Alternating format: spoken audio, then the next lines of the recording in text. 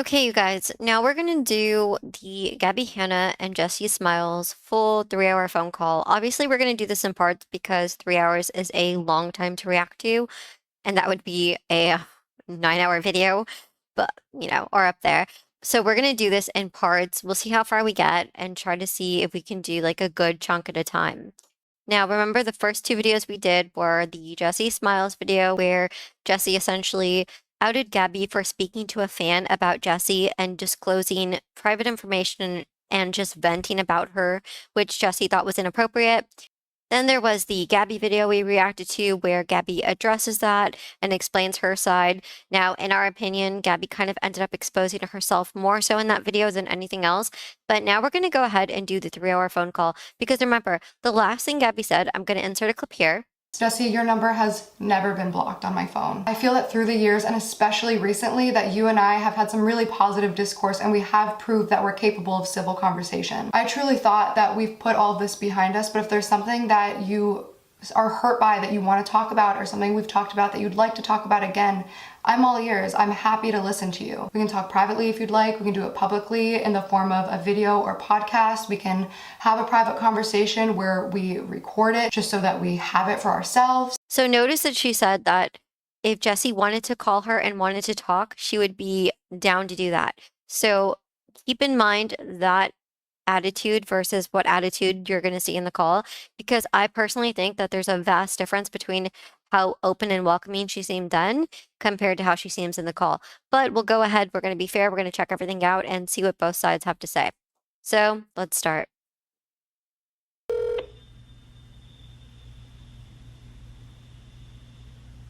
Hello. Hi. Hi. How would you, well, I guess first we should just both say on recording that we're both giving consent for this to be recorded. Yes, correct. Okay, cool. Okay, so when they first initially say hi, they both sound like they're okay. And by okay, I mean friendly enough. However, you could see immediately that Gabbie gets down to business. Gabbie immediately says, okay, the first thing we should say is that we both agreed for this to be recorded. In my opinion, when Jessi first answered the phone, she sounded pretty nervous. So Gabbie going straight to business, I would imagine, I don't know if that would make her more comfortable or more nervous, but let's go ahead and find out. Yes, correct. Okay, cool. How and where would you like to start?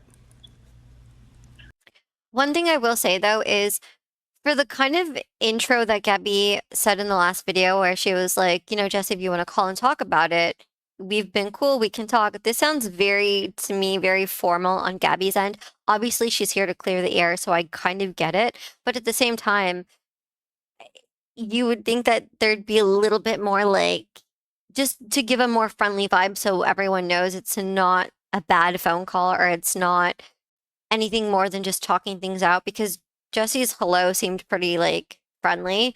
So Gabbie to just be like, okay, we agreed, we can both record this, and where do you want to start? It was like, damn. But I get it because they are calling to clear the air. But it's just something that sticks out to me. Oh boy. I'm not really sure in which order would be the better, like the most beneficial.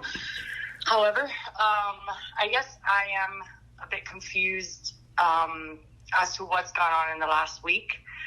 There's a lot of accusations that have been thrown around, and I'm really not sure. So I'm going to stop here for a second. You can tell Jessi seems nervous because she doesn't seem scripted at all. She's kind of just winging what she wants to talk about, but she knows what she wants to talk about, but she doesn't know how to address it. Like I said, Gabbie seemed a little bit more formal, maybe a bit more prepared. Jessi seems like she wasn't prepared, but is down to try to fix things or talk things out. Since I didn't say anything online or anything in text, I was just wondering what happened. What triggered you to bring me into this and go so hard without a response?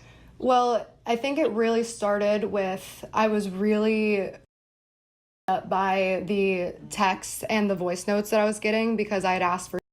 Okay, really quick. What Jessi is addressing, by the way, is Gabbie said that she was going to do a series. So a series on pretty much people who wronged her, and she was going to include Jessi in that. Now, what's kind of off about this to me is the last video we reacted to, Gabbie said that essentially that she didn't like where society was going, where people were exposing people and taking their private information to public. So it kind of seems off that she would then go do an entire series exposing everyone else, especially when Jessi seems open to talking, which is why it kind of seems like Jessie's like, well, what happened? Like, why am I being included in this series? Like, what's going on? And you would think Gabbie would have gone privately to tell her because in the last video we reacted to, Gabbie was preaching about how people should take things private and not put it public. So that is confusing. Space. And I really wanted us to have this conversation then. And then I just felt like I was in a place where like I was literally having total meltdowns and panic attacks again because I just wanted some time to level out. And then I'm getting these texts like, I have proof. If you make me wait too much longer, I'm going to have to do this again. I don't want to have to make another video. And I'm just like, oh my God, like all I want is a couple days. So then honestly, like after. Okay, wait. This kind of sounds like because Jessi ends up making a second video, right? And this is kind of what Gabbie sounds like she's implying was going to happen because apparently Jessi in text said, we need to talk. I don't want to have to make another public video. Now, the way Gabbie's framing it is kind of like a threat. However, just based off if you've seen like all the footage that we've put out so far, like that we've reacted to, it does seem more like Jessi saying, can we privately talk about this? Like you said, you wanted to privately address things, not publicly. So I don't want to make it public. I don't want to do another video. I would rather address it privately. What's weird here is Gabbie saying, I wanted to talk then, but then I had an issue and then I didn't want to talk, but then you wanted to talk. So this is where it gets kind of confusing because Gabbie claimed she was open to talk. Apparently Jessi, maybe, I guess, took too long in Gabbie's eyes. And by the time Jessi did want to talk, Gabbie didn't want to talk. So now Jessi's trying to have a conversation with her while Gabbie's trying to say, I don't want to have a conversation yet. And then when Jessi's saying, well, if you can't have a conversation, I'm going to have to address another video. And then what Gabbie's saying is that's a threat.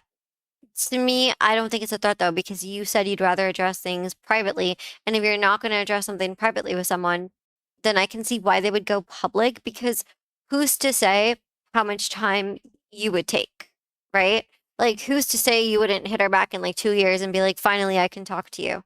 Like, if you were going to delay a phone call, maybe you could have said, I'll talk to you in a week or something, or I'll talk to you. I don't know if she does end up doing that, but I'm just saying that would have been probably a preferable way for both. After I sent that last text where I said my manager will reach out after my book deadline, I just like went to therapy and I talked to my friends and everybody was just like, this is like, you don't deserve this type of behavior.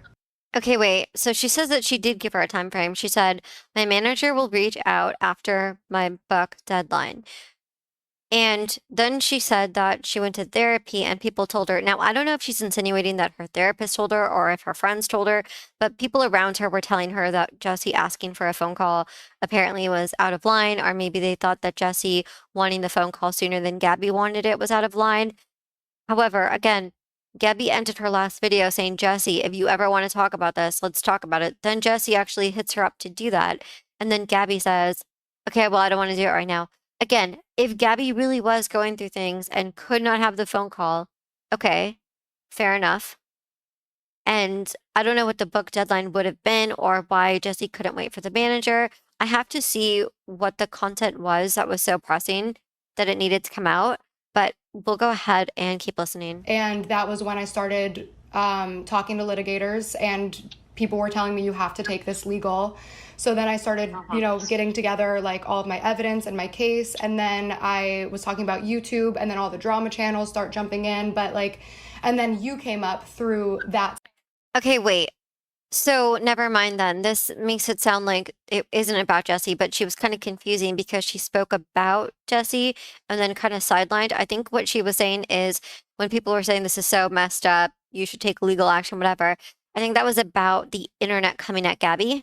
So drama channels coming at Gabbie, and maybe that's what overwhelmed her, and that's what her lawyers and people around her were telling her, because now Gabbie's saying, and then you came up. So maybe she's saying, look, I was gonna address all these things, and then you obviously are a core part of it or at the forefront of it because you're a kind of like a big association with her, like when it comes to quote unquote drama or an issue. So she's saying like, essentially, I had to address you. Stuff where it's like these drama channels who perpetuated this story are attacking me relentlessly. And I don't know if you've paid attention to the insane amount of hate that I get, but like I woke up and like I post a TikTok and all of the top responses are that I defended her.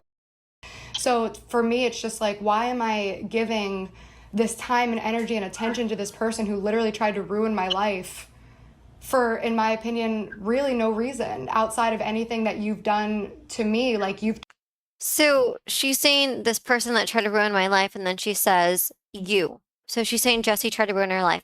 However, I'm confused because from what we know, Jessi never did say that Gabbie defended or that Gabbie like supported her attacker. So I'm confused about this because the only thing that Jessi said, which she will actually end up saying in this call, is that, well, Gabbie, you did defend that person when the news initially broke. And that is true. Gabbie claims that she didn't know the context and that she kind of was just reacting because she herself has experienced people who have had false allegations on themselves. So she was saying it pisses her off when she thinks something is a false allegation. However, even if you tweet that for 1 second and you're like, oh, women lie all the time, or whatever she had tweeted, I don't know, don't verbatim quote me.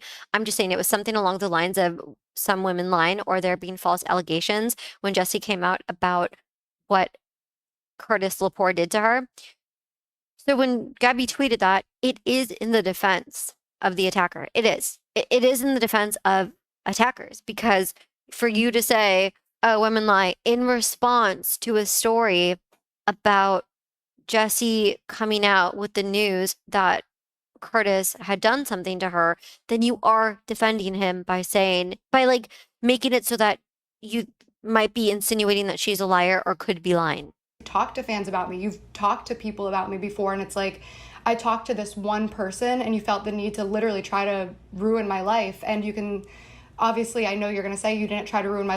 But wait, one thing I'm confused about is she just said, I talked to one person and you tried to ruin my life over it. But in the initial video we reacted to, the one right after Jessi's video, the one Gabbie did, Gabbie took accountability and said, I deeply regret that. I'm embarrassed. Here, I'll play footage here. That video was about a conversation that I had with a fan. And while I obviously recognize that that conversation shouldn't have happened, it was incredibly inappropriate and obviously is very embarrassing. So how can you say all of this and apologize, but then get on call and say, all I did was this one thing and you're trying to ruin my life? This is reminiscent to how Gabbie once apologized to Jessi years ago about how she tweeted those tweets about Curtis and her, and then apologized and was forgiven. But then later she said, well, what did I do? I didn't do anything. That's kind of in the same vein of this now, where she's like, I'm sorry I talked to that fan about you. I should not have done that. That was embarrassing. And then getting on call and saying, all I did was this one thing. Like, you're either sorry or you're not. You have to pick a lane. My life, but you had to know the repercussions and implications of a video like that. So for me, it's just like I'm at my breaking point. I've been talking to lawyers for weeks and I just want my name cleared, you know. But wait, she's saying, Jessi, you should know the repercussions for doing that video. But then it's like, okay, but then shouldn't you also know the consequences for you talking to the fan, which resulted in that video? I'm not saying a video would have been the immediate, like, oh, shoot, that's going to happen. But I'm saying talking to a fan, and if that had gotten out, of course, there would be some kind of backlash for it. So if you're going to say, oh, Jessi, you should have known that your video was going to cause something. Okay, then your DM was going to cause something, and you should have known. No. Gotcha. So I guess I'll start off with the first thing you said. Can you find me a text where I said I have proof and I'm going to release it if you don't talk to me? Would you be able to find that text and read it to me? Yeah, it's actually in the voice note though. It's in the voice note. You said, just so you know though, I have proof, and if you don't want to talk to me, like, I'm gonna have no choice but to come forward with it. And then when I said I still just want. Okay, but if that's true, if Jessi said that exact line that Gabbie's saying, that is not a threat. To say, I want to talk, and if you can't talk to me, I'm just going to go forward and address it publicly. That's not a threat. That's just saying, I'm choosing to come to you first privately. I would rather address it with you privately. If you're not interested in that, I will just go take my grievance public and address it publicly. And now, I don't know specifically what she's going to address, but I'm just saying it makes sense where she's like, look, I have to address this because it's out there, but you and I can do it together without the world in on it, or I could just go address it. And then Gabbie's like, that's a threat. I don't think that's a threat. Also, I will say, Jessi kind of seems like, because Gabbie said all that stuff, and then the first thing Jesse's did was like, okay, well, the first thing I want to do is blah blah blah. So Jesse's like, and Jesse's response was kind of because Gabbie essentially just vented in that call, and then it's funny that Jesse kind of takes a little bit of control and then says, "Well, can you find me what you're saying that I did? Like, can you find me the proof that I did what you're accusing me of?" Want a little bit more time. I mean, there's a lot of text. I'm sure you've also read them again. Okay, I'm sorry. You know I didn't say that in the voice note, right? I just listened to it before this call. Right. Oh, really? Can you send it to me? Because if you still have it, I actually want it so that I can have it for context as well. I said, and I quote, "Please don't take this as a threat because I feel like when you say the word proof, it has a threatening undertone. And I don't want you to think that because believe me, the last thing I want to do is make a video. So just please know, I'm just saying this for context to let you know what I want to talk to you about." So in no way, shape, or form did I say, I have proof, and if you don't talk to me, I'm releasing it. So if you can send me the voice note, that would you did a little. So if what Jesse is saying is true, that seems like a very reasonable response because this does line up with what we've seen of Jesse's character so far. She doesn't seem like a person who's threatening people. In fact, from everything we've seen, from everything Jesse has shared and Gabbie has shared, Jesse seems to shy away from confrontation when it comes to the friendship. So, like, for instance, she might be a confrontational person for other things, like protecting her friends. Like, she had the story about how she confronted Sam Pepper for Gabbie, and she can defend herself when she needs to. However, from what we've seen of the friendship, Jessie seems to like block or kind of just distance herself or not engage. Even the time which you'll hear about in this phone call where there was an incident at some event, Jessie could have confronted Gabbie, but instead of confronting her, she tried to stay away from her and then only confronted her when Gabbie kept pursuing her. So I don't believe that Jessie would have just been like, I'm gonna go do this to you if you don't do what I say. Like that kind of doesn't line up.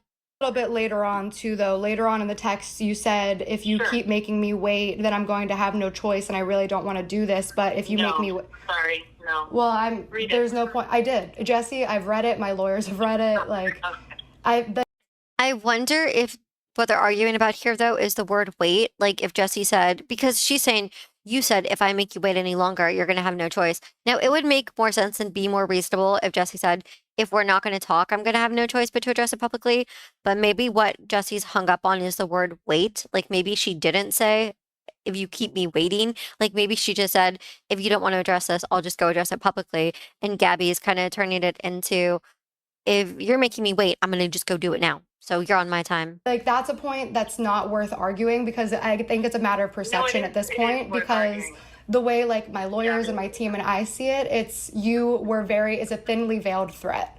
That it's like, I don't want to have to do this, but if you don't talk to me in my schedule, then I'm going to have to defend myself. Which means if you don't do this thing that I'm asking to do right now, I have to defend myself. And all I asked for, Jessie, was some time and a mediator, and I felt like I was. Wait, how is that a thinly veiled threat, though? Because the irony of that is in this call later, you're going to hear Gabbie make a similar statement. So was she thinly veiling? So was she giving a thinly veiled threat to Jessie too then? And if she was, then why does she get to do it, but Jessie doesn't? I don't believe Jessie gave her a thinly veiled threat. I do believe Jessie was hitting her up for the offer of a phone call. And then when Gabbie kind of was like, no, I don't want to do it right now, I'll do it later. Maybe Jessie was just trying to say, look, I just want to talk when you want to talk, when we can, or else it's going to have to be a public thing. I think that's what she was saying. So far, it doesn't sound like Jessie was like, meet me here on Monday, and if you don't, you're going to get the worst of me. Being pushed into a corner to talk before I was ready. Okay, so I'm going to speak for a little bit. So the times that I mentioned anything about a video, Wait, but really quick too, she's saying she felt like Jessie was pressuring her to talk before she was ready. However, Gabbie has kind of done similar things. I'm not saying Jessie did. I'm just saying Gabbie has done similar things to her own friends where, like, for instance, there was that case where she was kind of pestering Alex James to talk, and she even in her own video later, which we're going to react to after the phone call, there was like a video where she text messages Alex James and she tries to get him to talk, and then he doesn't respond, or somebody who else has the number says this isn't even Alex, and then Gabbie keeps talking as if it is Alex. So it's like, let's say it was Alex or it wasn't. Whoever it was, they obviously didn't want to hear what you had to say at that moment, and yet you kept going. So why are you saying that Jessie's the one pressuring you to talk when you're not ready, but you'll pressure other people to talk when they're not ready? Including Jessi, who apparently Gabbie had issues with in the past, like that go even further than Curtis Lepore. There were also other issues in their friendship that Gabbie and Jessi didn't see eye to eye on, and Gabbie would want to talk about them and Jessi wouldn't, and then Gabbie would go pursue her. So what I'm saying is you can't be hypocritical and say, oh, she's pressuring me, but then you yourself don't see when you pressure other people. I'm reading, I'm looking at the text right now. I say, I don't need or want to sit down and make a video to start shit. So please know that I'm not saying speak to me or I make a video, but I do feel the need to sit down with you and show you the screenshots I have to talk about your video. That was the first time I mentioned anything. The only time I say, would you like me to show you the screenshots before I present them in my video? It is immediately followed with, I'm not saying I'm making a video. I multiple times let you know I am not making a video. This is not something I want. Yeah, to me, I'm going to be honest. I do believe Jessi here. I don't think that she was saying, oh, do you want me to show you them before I put them in? I think she was basically saying, do you want to see what I have? Like, do you want to see what evidence I have that I'm going to address before I address it? Like, would you rather address it first? That's what this sounds like to me. For some reason, in Gabbie's head, I guess it sounds like she was saying the opposite and was being more sinister with it. But let me know what you guys think. But I personally don't pick up that energy. So I'm really how you. But can you understand? But especially if she's repetitively saying, hey, this isn't a threat. This isn't anything. I want you to know. This might sound like one. I'm sorry if it does, but this is like she's trying to be very thorough and say, if you take this as a threat, please believe it's not that. But then in Gabbie's head, she's like, threat, threat, threat. It's a threat. How from my end, somebody who like literally just went through severe trauma, like coming from this person who's been threatening me for like 6 years and like poking me for 6 years, why when you say something like, this isn't a threat, why to me that would feel like you're just saying it's not a threat so that you can cover your tracks and say it's not a threat. But at the end of the day, to me, go ahead. But wait, where was Jessi threatening and poking her for 6 years? Because again, I have not seen that in the two things that we reacted to too. We've never seen that because, again, in the last video, Gabbie said, Jessi and I have been good for years. We're civil. Okay, well, you can't say that in one breath and then in the same breath say she's been poking and attacking me for 6 years. So are you guys good or are you guys not good? Is she someone you can talk to or is she someone not?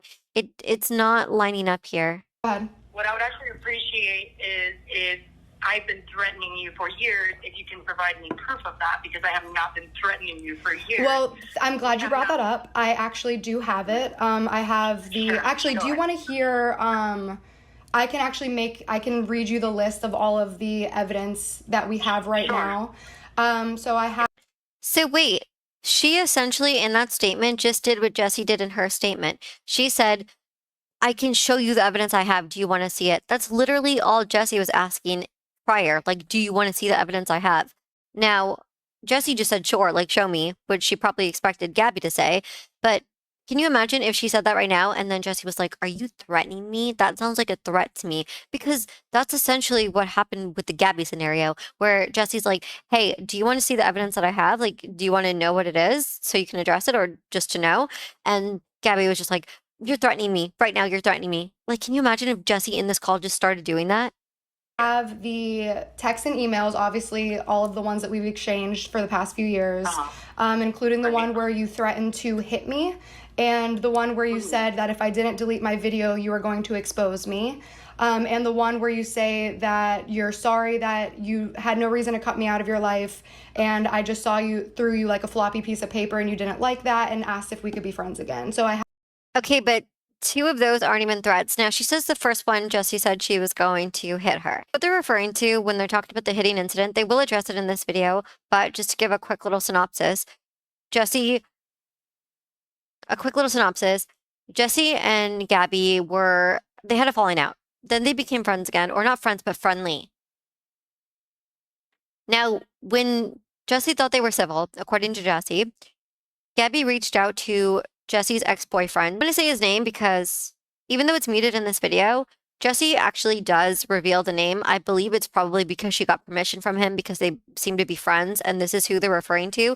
So, for the sake of keeping it clear and clean and not confusing, Jessi says that her ex-boyfriend Richie reached out to her and told her Gabbie, during the time where Jessi thought her and Gabbie were civil, Richie reached out to her and said, Gabbie just asked me to do an exposed video on you, like to do an exposed video with her about you. Now, Jessi said at the time she thought they were good, so this was confusing to her, so she stopped talking to Gabbie because she was upset. Now, Gabbie didn't know she was upset because Gabbie didn't know that Richie told her that they were going to do an exposed video on her or that Gabbie had approached him for one. So Jessi stopped talking to her and Gabbie didn't know why, so Gabbie kept pursuing her, pursuing, looking for her, trying to talk to her. And Jessi ended up snapping and saying, "Stop looking for me. If you keep looking for me, I'm going to hit you," or something like that, okay? So Jessi admits that she should have never said that she snapped, but she was upset because Gabbie was it was like she was being fake. She was trying to pretend to be her friend, but then on the sidelines, she was contacting her ex-boyfriend, who, by the way, they have a lot of drama with this ex-boyfriend, which if you saw the last two videos or the last video, you'll know what it is. Basically, this guy was kind of a point between them. This guy kind of caused tension between them because he was a guy Jessi met on OkCupid, but that guy had also been talking to Gabbie on OkCupid, but then he ended up meeting and dating Jessi. But then Gabbie and him had some weird moments in real life. Like one incident was a story time Gabbie shared where she tried to make Jessi seem crazy because Gabbie and Richie had spent all night at a party sharing a wine bottle back and forth, like just drinking from the bottle, only talking to each other, which Jessi found to be strange and made her uncomfortable. Gabbie called her a psycho for that. So there's a whole thing going on with Richie. Now, the second one she mentioned was, if I don't delete my video, you're going to expose me. I don't know what they're referring to in this instance, so I'll have to see. Nothing is springing to mind off the bat. If you guys know automatically, just let me know in the comments below if they don't address it. But I will say, if someone makes a video that mentions them, I do think the other person's allowed to make one back, so I wouldn't necessarily say that that was a threat. Now, for the third one where she says, "You said I saw through you like a floppy piece of paper and you didn't like that, but you want to be friends," that's not a threat. If anything, that's reconciliation or like a desire for it, if it's true. And asked if we could be friends again. So I have the blackmail, which was one of the things that we were looking into for law, or for the legal case. And then we also have, yes. Okay. Can you send me that? Is that something you're willing to send me? I would definitely have to talk to my lawyers first and see what I'm allowed to actually give you, because that's like, obviously legal shit. Do you That's kind of confusing though, because this whole call is kind of centered around talking it out or trying to show each other or have a conversation about what each other can address that the other person wants them to address, right? So you can't say like, "Oh, I have this, I have this, I have this," but you can't see it, my lawyers. But why would you not be able to see something that you yourself did? It's not like she can edit it or change it. Like, and if you're saying, "Oh, it's because if I showed her, she'd have a defense," well, you just told her what it was anyway. So why would she not be able to physically see this proof? It's weird because Gabbie claims that she has so much proof, but then won't show any of it. Whereas when Jessi was saying, "Do you want to see the screenshots that I have? Do you want to see the evidence?" She apparently was willing to show that. So I don't know why Gabbie wouldn't be. do you want to talk about, like, I think it's important to know, there was, I remember distinctly telling you that I was going to punch you. I definitely did do that. Do you want to talk about why that happened, or are you in? I'd actually love to, because I have the timeline of that where you reached out to me and you asked me if I wanted to get food and drinks, and I was like, yeah, let's do that. And then I heard you were at a party that I was at, so I asked a couple people at the party, like, "Hey, where's Jessi? Where's Jessi?" And then next thing I knew, I got a text saying, and I have this all, obviously. Okay, so apparently Gabbie didn't know the reason at this point because Jessi says, "Well, would you like to know why I said that?" And then Gabbie said, "Yeah, tell me." And then she kind of reads into the timeline with like, "Well, I thought we were cool because we were going to go do this. And then I went to a party. I had no idea." Okay, but Gabbie accuses Jessi of the same thing where she's like, "I thought we were good. And then all of a sudden we weren't." Right? So if Jessi thought they were good, and then all of a sudden she finds out that her ex-boyfriend comes to her and says, "Gabbie approached me. She wants to make an exposed video on you." And also, apparently, Gabbie also approached the ex-boyfriend to sleep with him, like to get Jessi back, which is also another weird thing in this whole scenario. Because why Why are you trying to sleep with someone's ex-boyfriend to get them back? Like, you can't make a story time video and say, she was crazy. There was nothing between us, and she was a psycho for thinking there was. And then immediately when you fall out, you go approach that guy to sleep with you. Like, how is there nothing there then? You're just gonna sleep with him for what? Petty revenge? I don't get it. Next thing I know, I got a text that said, unblocking you just to say this right now. Don't ever put my name in your mouth again. Followed by a voice note saying that I'm lucky that you were getting into the Uber because you were going to knock my teeth out. And then I emailed you directly after. Sorry, I didn't hear that. I didn't hear you. Sure. Can you rewind? Yeah. So you. Now, I can understand. I'm not saying there never physical violence is never good. Obviously, nobody should threaten anybody. Nobody should ever get physical. However, I can understand Jesse's frustration, not the violence, but I can understand frustration over a former best friend pretending that they want to make up with you and talk to you and go eat lunch with you and whatever and go see you at a party when they're trying to sleep with your ex and then also make a video about you with your ex. Now, personally, if I were Jessi, I probably would have confronted that on the spot and been like, what the hell is this? Because if you don't say it and then you just act mad, then it leaves room and opportunity for Gabbie to kind of do what she's doing now, where she's saying, oh, you're the mean one. Like, oh, I thought everything was good. And then she just suddenly hated me for no reason. Like, just give her the reason. Give her the reason that you wanted to pull away. I mean, she doesn't owe her that. She doesn't have to. I'm just saying it stops Gabbie from coming up with the story that nothing happened and Jessi just turned rogue on her. Messaged me, and the last text exchanges we have are you asking me to get food and drinks, and then VidCon was shortly after. I heard you were at a party, and then I asked somebody, it was actually, I'm not going to say the names actually because this is on recording. Two people said to me in the bathroom, are you okay? And I was like, what do you mean? And they said, well, Jessi is here. And I was like, oh, Jessi's here? No, we're cool now. So then I walked out and I found Alex, and I was like, where's Jessi? But are you cool now if you're approaching her ex-boyfriend to do a video about her, or if you're approaching her ex-boyfriend to sleep with her? And let's say that she approached the ex-boyfriend to sleep with her prior, and Jessi just didn't know about that before the whole let's get lunch. If she found out about that later, then yeah, she's not going to want to hang out with you. You approached her ex to sleep with him. It's just, I don't understand how Gabbie can kind of do these things behind the scenes and then think that everything's okay. Because let's say they did make up after she did that. Like, let's say she didn't go through with it and then they tried to make up. Okay, fine. If Jessi doesn't know about it, Gabbie can get away with it. However, if Jessi does know about it, you then have to be accountable for what you tried to do. And it changes things. You're not on the same page anymore because she was going to go make up with you before she knew that. Then when she knows the depths of what you were willing to do to her, of course she's going to be like, you know what? I don't know if I want to make up anymore. This isn't for me. Jessi, and he said she's at a table. So then I asked another person who I genuinely don't remember who it was. I said, do you know where Jessi is? Where's Jessi? And then as I was literally leaving the party, I got a text saying, I'm unblocking your number right now to let you know never put my name in your mouth again.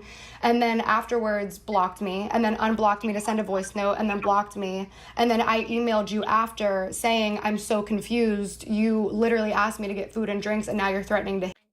This is what I mean, though. In the last video we reacted to, Gabbie said, you know, Jessi blocked me, so I don't think it's good for me to try to reach out to her considering she set that boundary.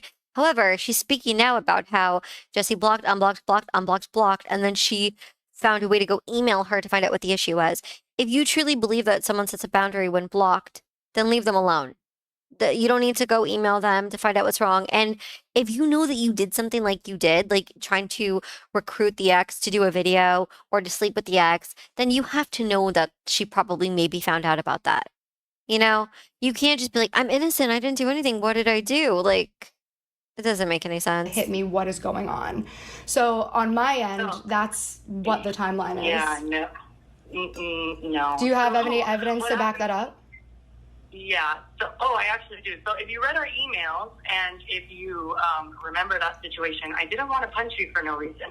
So what had happened was that right before VidCon, when I thought you and I were on good terms, called me and says, hey, weird, Gabbie just asked me to be in an exposed video about you. So see, Jessi just said, when I thought you and I were on good terms, my ex-boyfriend called me and said that Gabbie called him to do an exposed video on me. So you say that when you think you're good, Jessi pulls the rug from under your feet. But what would this be considered on your end? Jessi thought you guys were good, and then all of a sudden her ex-boyfriend is calling her and saying, Gabbie just did this. I feel like anyone would take a step back and be like, nah, F that. I ain't reconciling with that.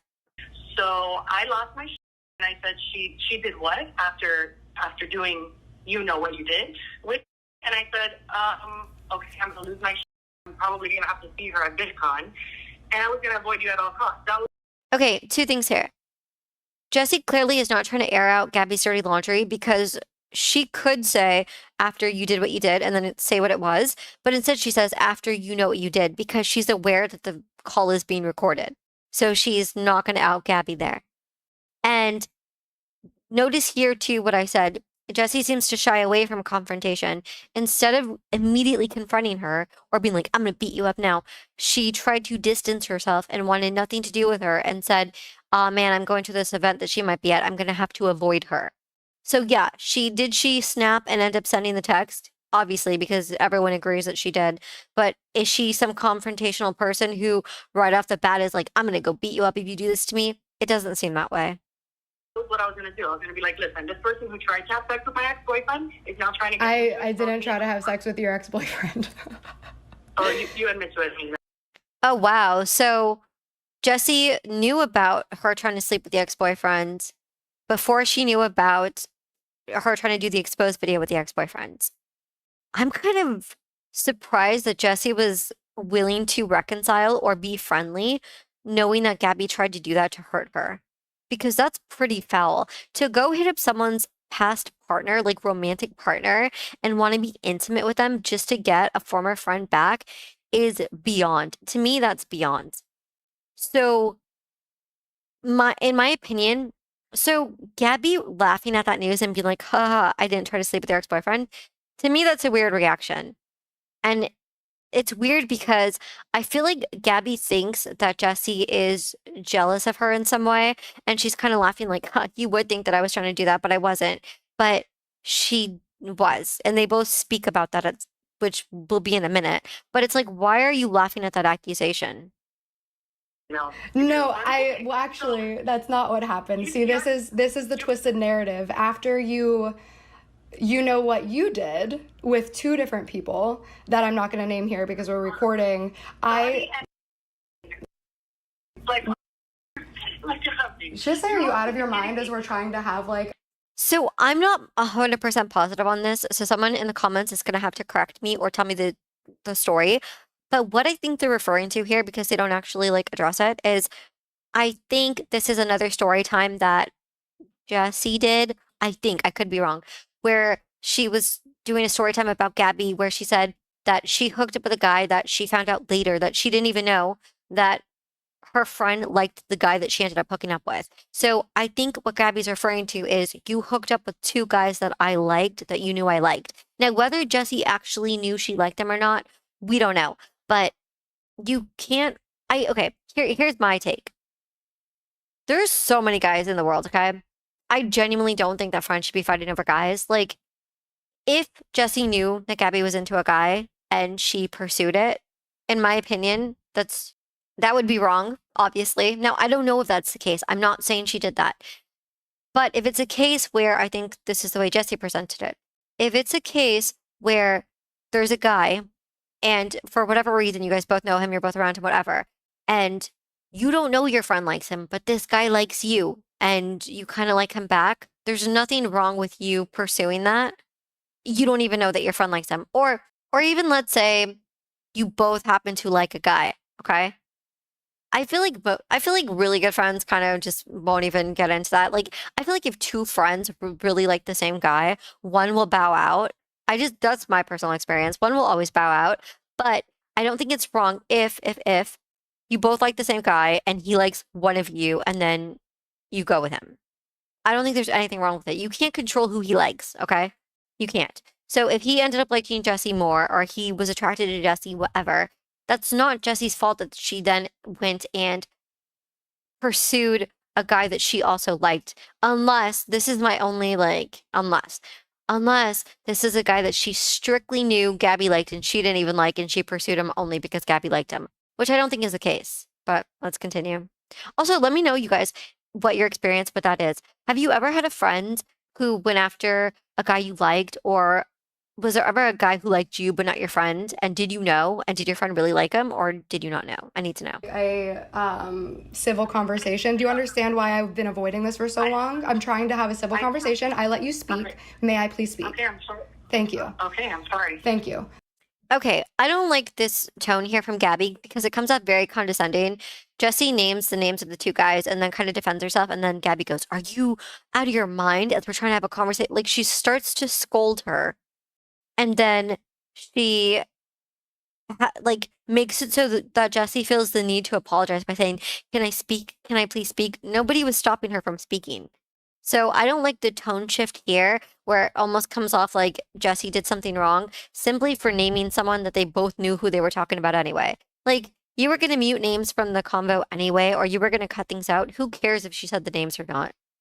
Like, sorry that she gave you a bit more editing to do.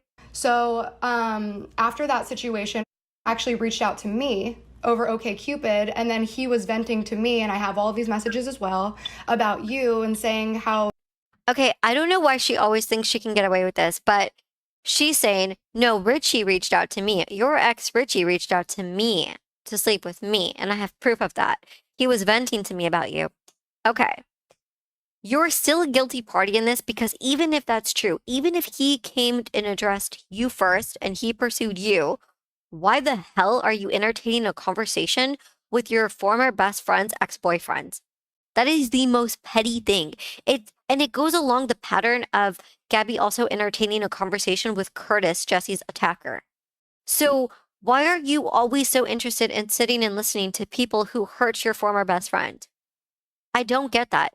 You can say, oh, well, he tried to sleep with me. Why did he feel comfortable enough, one, to come to you, two, to vent to you, and three, to tell you that he wanted to sleep with you? What made him that comfortable? I would assume that it was boundaries being crossed, kind of like her crossing the boundary of going to talk to an ex-boyfriend after her and her friend fall out. I just find that stuff so fake. I find it so fake if you're like a really good friend with someone and then after you guys fall out, it's just like no holds barred and you can just be as petty as you want and go talk to their enemies and their former lovers and just it's gross to me. You were like throwing him around and you're blocked and then he's unblocked and he's blocked and he's unblocked.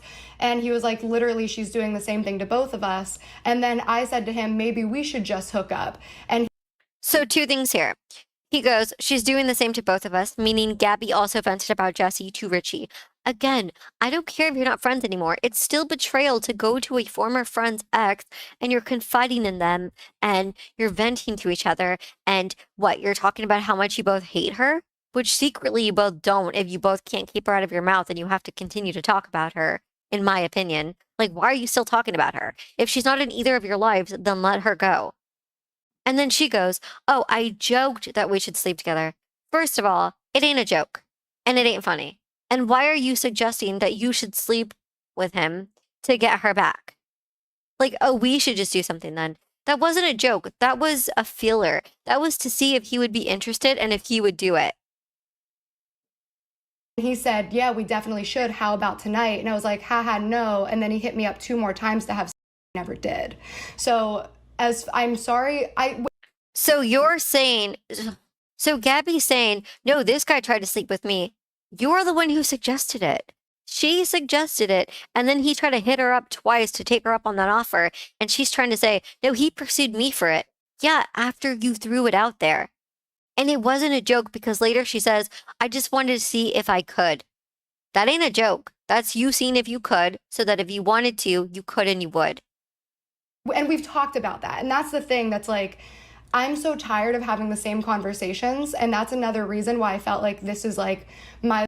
Also, I remember Gabbie, because she'll say it in this call, that it made her feel good to know that she could if she wanted to, which that's just crazy to me. It's crazy to me that it would make you feel good to know that you could hurt your best friend or former best friend in such a way. Because the guy is only doing it to get back at Jessi, okay? If he really wanted to be with Gabbie, he would have probably approach her different and not have the opening of Jessi and venting about Jessi. This would clearly be a way for both of them to hurt Jessi. And why would you ever want to do that? Like, why would you want to go sleep with someone so that they could get another person back? Like, they're so hung up on another woman that you go sleep with them just so he could get that other woman back. Like, how would that make you feel good? That would make me feel bad. That would make me feel like, oh, so that's all I am.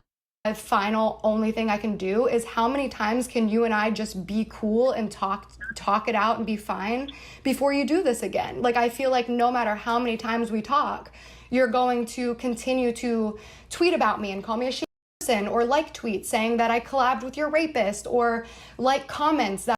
Okay, but she's making a big deal about that, and she's saying, oh, how many times can we be cool before you go tweet about me? Okay, how many times can you guys be cool before you go and reach out to her ex, or try to do an exposed video, or try to go sleep with her ex, or try to go do anything in real life?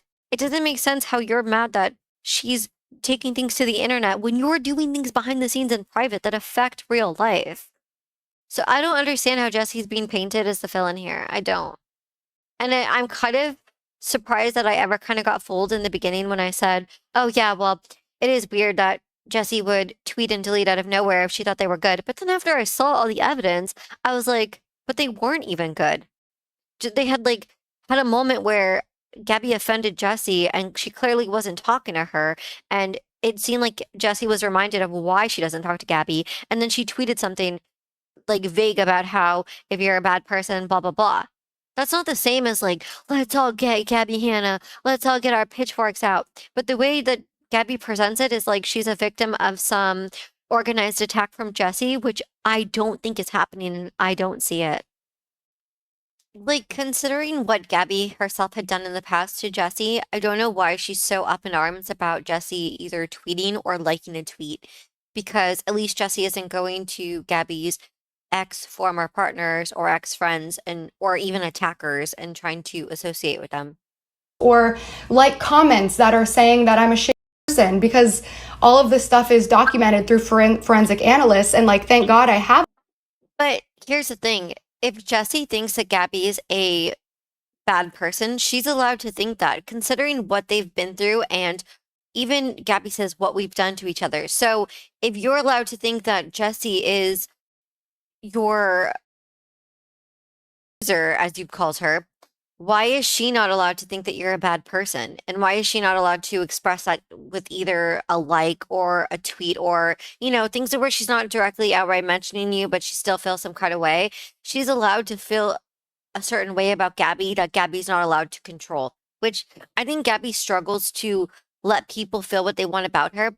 It's kind of like that one incident where she got mad at that guy who, remember when there was a video, a smash or pass trend, when I think the guy's name was Dominic something, I could be wrong, but basically he said he would pass on Gabbie. And all he said was that Gabbie wasn't his type. And then she went on to insult him and hound him and act like he disrespected her. She wants to control the way people see her, which something you can't do in life. You can't control how people view you. And if you did bad things and someone views you as a bad person, you only have your own actions to blame. It all, but literally for 6 years straight, from the first day you tweeted that I'm a backstabber and a social climber and decided to talk to you, it's been this nonstop perpetuation of this rumor. Okay.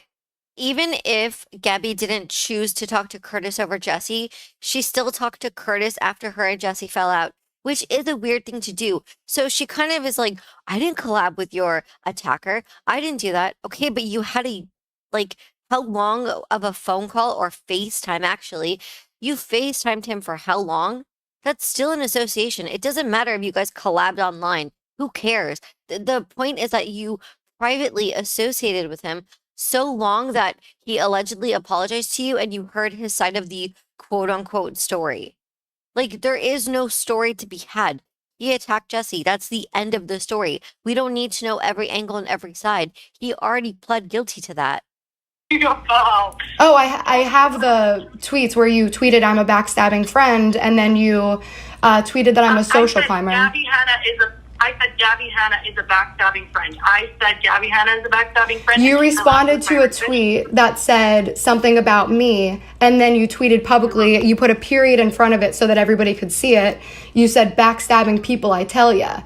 And then at the same time, Okay, one thing I will say here is I've seen this tweet, so it's true. Jessi did imply that Gabbie was the backstabber. I don't know why Jessi doesn't just admit this. Yes, Jessi didn't tweet Gabbie Hanna as a backstabbing friend. However, she did reply to a tweet where somebody mentioned Gabbie commenting or liking Richie's posts, which remember, Richie is Jessi's ex-boyfriend. So in response, Jessi tweeted something like backstabbing people, I tell ya, but it was about Gabbie, or it was about Gabbie and Richie. But regardless, it was about either both of them or one of them. But Gabbie's name was in there, and Jessi did say that in response to why is Gabbie there? So it seems like it's about Gabbie. I don't know why Jessi doesn't just own this. She's not going to be in trouble. It doesn't make her look more guilty. She's allowed to feel like Gabbie's a backstabber, and she can say, yeah, you are a backstabber. You commenting on my ex's post like that is a backstabbing trait. Like, that's all she has to say. I feel like when she kind of denies it, it gives Gabbie more fuel to keep going, to be like, look, she's lying about this, when Jessi should just say, yeah, I tweeted that because you are. Jen, which you admitted you also use that account, at the same time is tweeting that I'm a social climber. And I mean, that's all like evidence and not arguable because it's real. Yeah, so your evidence, okay. You, first of all, you're reading the same emails we both have and trying to convince me to say something different. I'm talking about. Okay, but wait. She's kind of insinuating that Jessi is behind Jen Dunn's Twitter when Jen is tweeting bad things about Gabbie. However, what would the point of that be if you just said that Jessi, with her whole chest on Twitter, said you were a backstabbing friend? So why would she then need to go anonymously to say more? If you think that she's clearly going to say things about you from her own account, what's the point of going on an anonymous account? That wouldn't make sense. So she's going to say one thing with her full chest and then just say another behind someone else's face? Like, and then another behind someone else's account? I don't get that accusation, especially since we know that Jen also didn't like Gabbie, and Jen also said, no, this is me, I'm saying it, I don't like you. Tweets. I don't believe your evidence. I'm talking about tweets. You just said I called you a backstabbing friend. It's on Twitter still to this day. Okay, but you're gonna let me speak now. So you're saying that I said you were a backstabbing friend. What's your proof? Oh, you said backstabbing friends, I tell ya. Did I say Gabbie Hanna backstabbing friends, I tell ya? You responded directly to a tweet about me saying, why is Gabbie doing this? And you said backstabbing people, I tell ya. There is not a lawyer in this world. Okay, aside from the lawyer talk, this is true. This is what the tweet said. It said, why is Gabbie Hanna commenting on Richie's post or something? And then Jessi says, backstabbing people, I tell ya. I don't know why Jessi is going so hard to deny this, because she clearly was calling her a backstabber, and that's fine if she thinks that. She can say, I thought you were a backstabber in that moment. Like, that's perfectly acceptable to say. If you see a former friend doing something that's a betrayal, you can say, yeah, you were backstabbing in that moment. So I tweeted that. I don't know why she's going so hard to deny, did I say your name? It doesn't matter if her name was said. It was about her, but this is what I mean. Jessi should just be like, yeah, it was about you, and you know why it was about you. That would not see that is clearly about me. Do you want to talk about lawyers? You just threatening with the action treated as a criminal offense of demanding payment or another benefit from someone in return for not revealing compromising or damaging information about them. I would really not say that I'm the one throwing around accusations here. You have completely thrown around multiple accusations that you have no basis on. I have never you on anything. Okay, two things here. One, it sounds like Jessi's kind of prepared because now she's got the Google definition of what Gabbie's accusing her of. I will say, I don't believe she's guilty of what Gabbie's accusing her of. So it is true that Gabbie's the one doing what she's accusing Jessi of doing, essentially, which you'll see as we go on. But another thing I wanted to say is, even if Jessi did tweet the backstabber thing, which again she did, that doesn't prove anything on Gabbie's end. Like, she can't get Jessi for that in a court of law. Who cares if Jessi tweeted that Gabbie Hanna was a backstabber? She didn't put Gabbie Hanna as a backstabber, but somebody said, "Oh, look what Gabbie's doing," and then Jessi said, "Backstabbing people, I tell you," which was clearly about Gabbie. That said, it's not against the law, so I don't know why Gabbie's like, "My lawyer said," why are your lawyers looking at such an irrelevant tweet? Jessi's allowed to tweet whatever she wants about you. Not everything has to be positive about you. If she thinks you're a backstabber because you backstabbed her, it's okay. Like, Gabbie's trying to say, no court of law would. Okay, but if you placed in a court of law, not that a court of law would even hear this, but if you placed in a court of law, look, she called me a backstabber, and then Jessi proved the backstabber, the judge would be like, well, you did backstab. But I have it. No, you don't have it because it didn't happen. You're not going to try to convince me it happened. Okay, Gabbie. then what's the point of this conversation? Because I was more than happy to pursue this legally. I am happy to. So Okay. I'm okay to First do of that all- if you don't want to, like, if you're just going to tell me all of the evidence that's in front of me doesn't. So, two things I'll say here again. One, the evidence that Gabbie has isn't the evidence that she thinks it is. So I understand Jessi being like, why are you trying to convince me that you have some kind of evidence that I'm guilty of what you accused me of, but you've not shown it, you don't have it. And then Gabbie's getting frustrated because she's like, it's sitting here in front of me. She's basically kind of trying to be like, if you're going to gaslight me. But it's not Jessi gaslighting to say your evidence isn't real. Like, what you think it is not what it is. That being said, I will say, Jessi, this is what I mean by in the last video when Jessi said, oh, Gabbie manipulated me and Jen into not liking each other. And I said, I don't believe that because I feel like Jessi and Jen had their own issues. And then Gabbie was just someone they both vented to, which obviously, if she doesn't like either one of them, it's easier to go complain about each other to her because she'll side with them, right? Because she doesn't like the other person either. So I was saying that's not manipulation. That's just you guys having a falling out, going to her, and then you're like bonding over your shared hatred of someone. The reason I said that is because just like Jessi's saying here, you can't convince me that you have something that you don't. Jessi cannot, I don't believe that Jessi can be manipulated by Gabbie. I believe Jessi can be hounded and worn down and exhausted by Gabbie. However, I don't think she can be manipulated into turning on her friends or believing evidence that isn't there. Because from everything we've seen, Jessi always like immediately will just either stop talking to Gabbie or like here she's calling her out. I've never seen in anything so far Jessi being like, oh, you're right. You're right. I'll do that. Like, I haven't seen that. So I can't see how somebody who can be this strong saying, you're not going to manipulate me and tell me that evidence is there that's not there. I can't see someone who's strong enough to say that be the same person who would be manipulated into turning on her own best friend for Gabbie. That's what I'm saying. I think that that accusation or that claim was a bit too far. However, again, I do agree that I think Gabbie can pressure her into like just being like, okay, whatever, let's let it go and let's move on. You know, like agreeing to something that Jessi wouldn't agree to. Exist. Oh, What's the point? Make no mistake, though. Absolutely, without a shadow of a doubt, proceed legally. Be my guest, and I'm saying that 100%. I'm not trying to be like, I know. Do it. I know. Yeah, I'm saying go ahead. That's completely fine by me. What I am saying is that I don't even understand.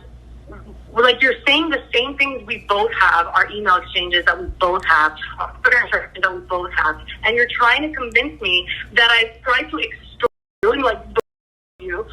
Yeah, see, that's the thing too, is Jessi's looking at the same evidence or quote unquote evidence that Gabbie has. So I can see why it's kind of laughable to her to be like, how are you like saying that you're going to have a whole court case based off of this thing that I'm looking at? That's what I'm saying. Jessi should just say, yeah, I did tweet this and this is what this meant. And it's because of this. How are you going to sue me for the truth? You know what I mean? You can't sue someone for the truth. If Gabbie backstabs her or does something that's a betrayal, and then Jessi says, wow, that's a betrayal. People who betray, I tell you, or whatever she said. You can't be like, oh, you're in trouble. You're guilty now. I'm taking you to court. You can't get people on that basis. Which is just, frankly, Let me ask you this. Let me ask you this. Huh? Let me ask you this. Yes. Why did you feel the need to do what you did? Sure, I can answer that. That's a fair question. So, we have a very, very, I think it's safe to say, a very negative history in speaking in general, as you can tell from. I also feel like Jessi's being very vulnerable here and actually authentic because Gabbie says, let me ask you something. Why did you do what you did? And then instead of being like, what did I do? I didn't do anything. Jessi instead is like, okay, fair question. I'll tell you. This is why. To me, these are moments I see of Jessi where I think that she is the more authentic one in the duo because she's more I noticed that she's more prone to answering things more openly. Yeah, she didn't answer the tweet openly. I will say that. Like, she could have just said, yeah, I tweeted that. But in this case, Gabby's like, why did you do this? And then Jesse's like, okay, I'll tell you. It doesn't seem like she's trying to hide anything or cover her own butt, because she's got this like lawsuit or quote unquote lawsuit hanging over her head. Gabbie threatening to sue her. Gabbie threatening to do this, and she could be like, "Well, I don't know. Let me talk to my lawyers about that first." Kind of like Gabbie did when Gabbie was like, "Well, I can't send you the evidence. Let me ask my lawyers first." But Jessi could be doing that, but instead she's like, "Yeah, I'll tell you. Okay, we'll have an open and honest conversation here, and we'll try to figure things out." From this conversation, we do not have a good path. We don't have a good communication history. For the whole you asking me to take the question out of the Q&A, I remember making a decision that day. I was like, I don't ever want to speak to Gabbie again, which, by the way, you're right about it. Like, our biggest mistake has always been. Wait, before she goes into what their biggest mistake is, Jessi's referring to when they were friendly in texts, and then Gabbie texted her and said, "Why is this person saying that you're saying things about me?" And then Gabbie realized that Jessi had done a Q&A where in the Q&A, Jessi said, "No, Gabbie didn't apologize to me yet." And then Gabbie was like, "Can you take that out?" And then she's like, "No, like just take out everything about us." But it's like, why would Jessi go edit something that she chose to put in a video because she wanted to express herself or wanted to update her viewers on what was happening? I don't think it was a fair request from Gabbie, or rather a fair, kind of demand. And I think Jessi had every right to stop speaking to her in that moment. And Jessi says, "Yeah, you see what we're like together. We're not good. We're combative." It's true. Look at this phone call. Like, but we're 14 minutes into the phone call, and within the first 5 minutes, it was already combative. I will say, though, Gabbie kind of has an accusatory tone all the time, and she'll be like, "You do this, this." It's no surprise that someone would be defensive about that and then would start to get frustrated themselves. I'm not saying Jessi's an angel and handled this perfectly. Obviously, Jessi herself said that she didn't handle it perfectly, but I will say, when the phone call first started, it seemed like Jessi had good intentions. But if someone's like, "You did this, I have all this proof of you tried to ruin my life," of course, at some point, you're going to be like, "Bro, I didn't do any of that. Like, you need to stop."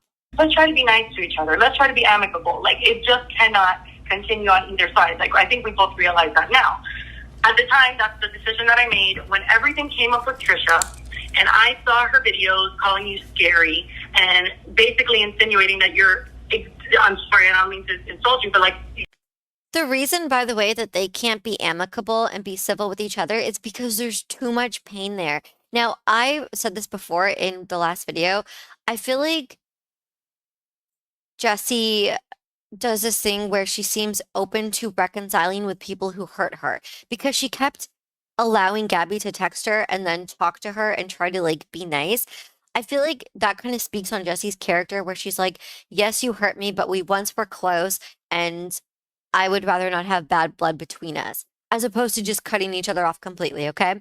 Jessi kind of seems like the type who, if her friends who hurt her keep reaching out to her, she's probably going to reach out and hear them out, which is both a good quality and kind of a bad one because it can hurt you. It's only bad in the sense that it can hurt you if you keep allowing someone that you know is not a good person or friend to keep coming into your space. I'm not saying she's bad for that. I'm saying it goes to show that she's very forgiving when she probably shouldn't be. Because a lot of things that Gabbie did to Jessi are unforgivable. They really are. And I don't know what Gabbie's done to Jessi. They both refer to it a few times. I've never personally seen like what it is to deem whether it's unforgivable or not. However, I know what Gabbie's done is unforgivable. So I almost wish Jessi would just stop communicating with her because maybe she's also afraid that like if she doesn't communicate and they're not good, Gabbie will expose her in some way for, something trivial or something whatever. But it doesn't really matter because everything Gabbie's done to her, it's just she has the right to never speak to her again. And Jessi's right when she says we need to stop acting like we can be amicable because we can't. Because it's true. Jessi's still so hurt by Gabbie that every time Gabbie does something that reminds Jessi of the person she was or is or what she does, Jessi seems to freeze up and then block her or stop talking to her. And then Gabbie's like, oh, look at Jessi blocking me and not talking to me again, when really there's a reason for it. But Gabbie's not willing to hear what that reason is. You're still dealing with people the same way you've always dealt with me, which is kind of terrifying. I said, okay, that's whatever. And I could have had a subtweet about it. And then as soon as people started saying, oh, this is Gabbie, I know what you're talking about, I was like, oh my God, this is so stupid. I'm dumb for posting this. So, okay, wait, really quick. Jessi compares her and the Trisha situation, which I've said before. Gabbie is not guilty when it comes to Trisha. We've done many videos on this with proof upon proof. We see both sides in everything, and we're going to say who we think is right and who is wrong. In Gabbie and Trisha's scenario, there was astounding proof, not even that Gabbie just provided, but even proof we provided ourselves through watching everything, that Trisha was lying about Gabbie, okay? She lied about the whole thing. It's not the same as what Jessi went through with Gabbie.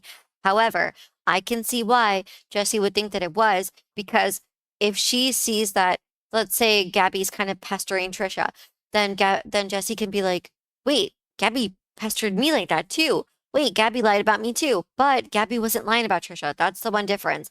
But I think Jessi failed to realize that Trisha was a liar in that scenario, because from the surface level to her, to someone who has experienced Gabbie, it just looks like Gabbie's doing to her what Gabbie, it just looks like Gabbie's doing to Trisha what Gabbie did to her. But that's not the case. And I just want to say that because I don't like this narrative that Gabbie somehow wronged Trisha or lied about Trisha, when the truth is Trisha lied about Gabbie and then got all the drama channels to say the same thing, which we've proven. I said that in my video, actually, and I deleted it. And I said, I'm stupid for that. And but it's been a pattern for so many years, Jessi, where, like, I genuinely am like, okay, cool, me and Jessi are cool. Like, I went to go comment when you put out your music video because I was so excited, because, you know, like, I've always supported your music career and I've always been so hyped for you to put out music. And, like, it hurt me. Like, I went to go congratulate you on your music video, and it was like the pinned comment. But wait a minute. Jessi's allowed to say that she doesn't like Gabbie, or she's allowed to tweet something like a subtweet that she doesn't like Gabbie, okay? She's allowed to do that. So Gabbie being like, well, it's a pattern that when I think we're good, you do something. Girl, you were just outed for trying to do an exposed video with her ex-boyfriend. Trying to do an exposed video with Jessi's ex-boyfriend and tried to sleep with Jessi's ex-boyfriend. If Jessi thought you were good and then you tried to do an exposed video with the boyfriend that you tried to sleep with, then that is way worse than Jessi subtweeting while you think that you guys are good. And let me clarify. Gabbie says, when I think we're good, we're not. Just because you think you're good doesn't mean you are. If you go back and read all the texts that Gabbie released in the last video that we covered, Jessi clearly was not cool with Gabbie because Gabbie was trying to control her into doing something that she didn't want to do and was kind of being condescending. Who would be cool with that? So yes, Jessi's allowed to later subtweet that she doesn't like you. Comment or the description is making fun of my EP, and it's like the years of this. Are you speaking of Learn to Love? I don't know the title of the song anymore, but yeah, there was like. I only came up with one song, and what do you mean? Said anything about that? Do you want me to read you? I have the pinned comment right here. It's been the same for a year. Oh no, I have it in my folder on my. See, this is what's hard though, is Gabbie sounds 100% convinced that the evidence that she has is legit and that she has stuff against Jessi. So I feel like maybe her fans or maybe viewers who don't really know the backstory would be like, wow, like when they listen to her, they'd be like, wow, why is Jessi doing these things to her? Why is Jessi tweeting or commenting or whatever? But the thing is like, if you know what Gabbie's evidence is and you know that she's kind of twisting the truth here a bit, then it kind of... then it's like, it's weirder that she's sitting there thinking that she has all this proof, but none of it's real or all of it's like misinterpreted. You know what I mean? That's what I'm saying. I wish Jessi would have just said, yeah, I said that thing about that backstabbing. That way she could say, yes, this is true. No, no, no, no, no to everything else. Because if she says no to everything, even something that is verifiable, like the backstabbing one, then it makes it look like everything's verifiable when it's not. Desktop, but it's gone now. I know it's gone now though, because it was only, that's kind of what you do though, is like you put something up for like an hour or a day and then you change it, but it said, okay, that is true that Jessi does tweet something and then delete it immediately, or she'll put something out and then take it back. She does do that. She herself has said that she's guilty of that. However, in this case, I don't know. I wasn't here for it. I don't know the evidence behind it, but let's listen to them because when we do listen to them, Jessi says that her pinned comment is still there and has never changed. So you would have to wonder, why does Gabbie think that there was another comment there if there wasn't? I don't know. Oh my God. Okay, this was posted. I posted one pinned comment and I have not changed it. It hasn't been edited in a year. Jessi, it said... Maybe you were reading a comment, or I'm genuinely confused. It's by Jessi Smiles. It said, I'm not some YouTuber putting out an EP for attention and money. I actually put my heart and soul into this music, so please listen. What? Okay. The way that Jessi reacts is funny to me because she's like, what? Like she genuinely seems creeped out. Like she has no idea where it came from. I'm going to say two things. I'm going to say it sounded like Gabbie was reading from a comment, which I would love to see that comment. She never released it. So that's the thing. Even in all her exposed videos, she didn't release this evidence. So it's like, do you have it or do you not? Because she read kind of verbatim what some comment said. Jessi says, what? Like, I didn't say that. That's not me. But here's the thing. Let's say that Jessi forgot and she did say it, okay? Let's just say that happened. That doesn't sound like it's about Gabbie. That kind of just sounds like it's about any YouTuber who puts out music and she's like, hey, I'm putting this out. Don't think that this is just a money grab. This is just my heart and soul. There's nothing wrong with a statement like that. Now, Jessi says that she didn't tweet that or she didn't comment that, which is fine. If she didn't, she didn't. But I'm just saying, if she did, if it came out that she did, I don't know why that would be a bad statement because she's not saying, unlike Gabbie, who's doing it for a fake cash grab. I could see how a random YouTuber, and I'm not saying Jessi's a random YouTuber, I'm just saying any YouTuber, I could see how a YouTuber would come out and say, this is from my heart and soul. I promise this isn't a crash grab like you think most YouTubers do. Like I could see why that would be an okay statement to make. But I don't know why Gabbie thinks it's about her. Gabbie, I'm not sure how to like understand that you're literally just saying that's not factual. There was one pinned comment. Even someone when you said this on your Twitter, somebody commented as a fan of mine and said, I remember the day Jessi posted her music video. This is the same pinned comment she had that day. She has not changed it.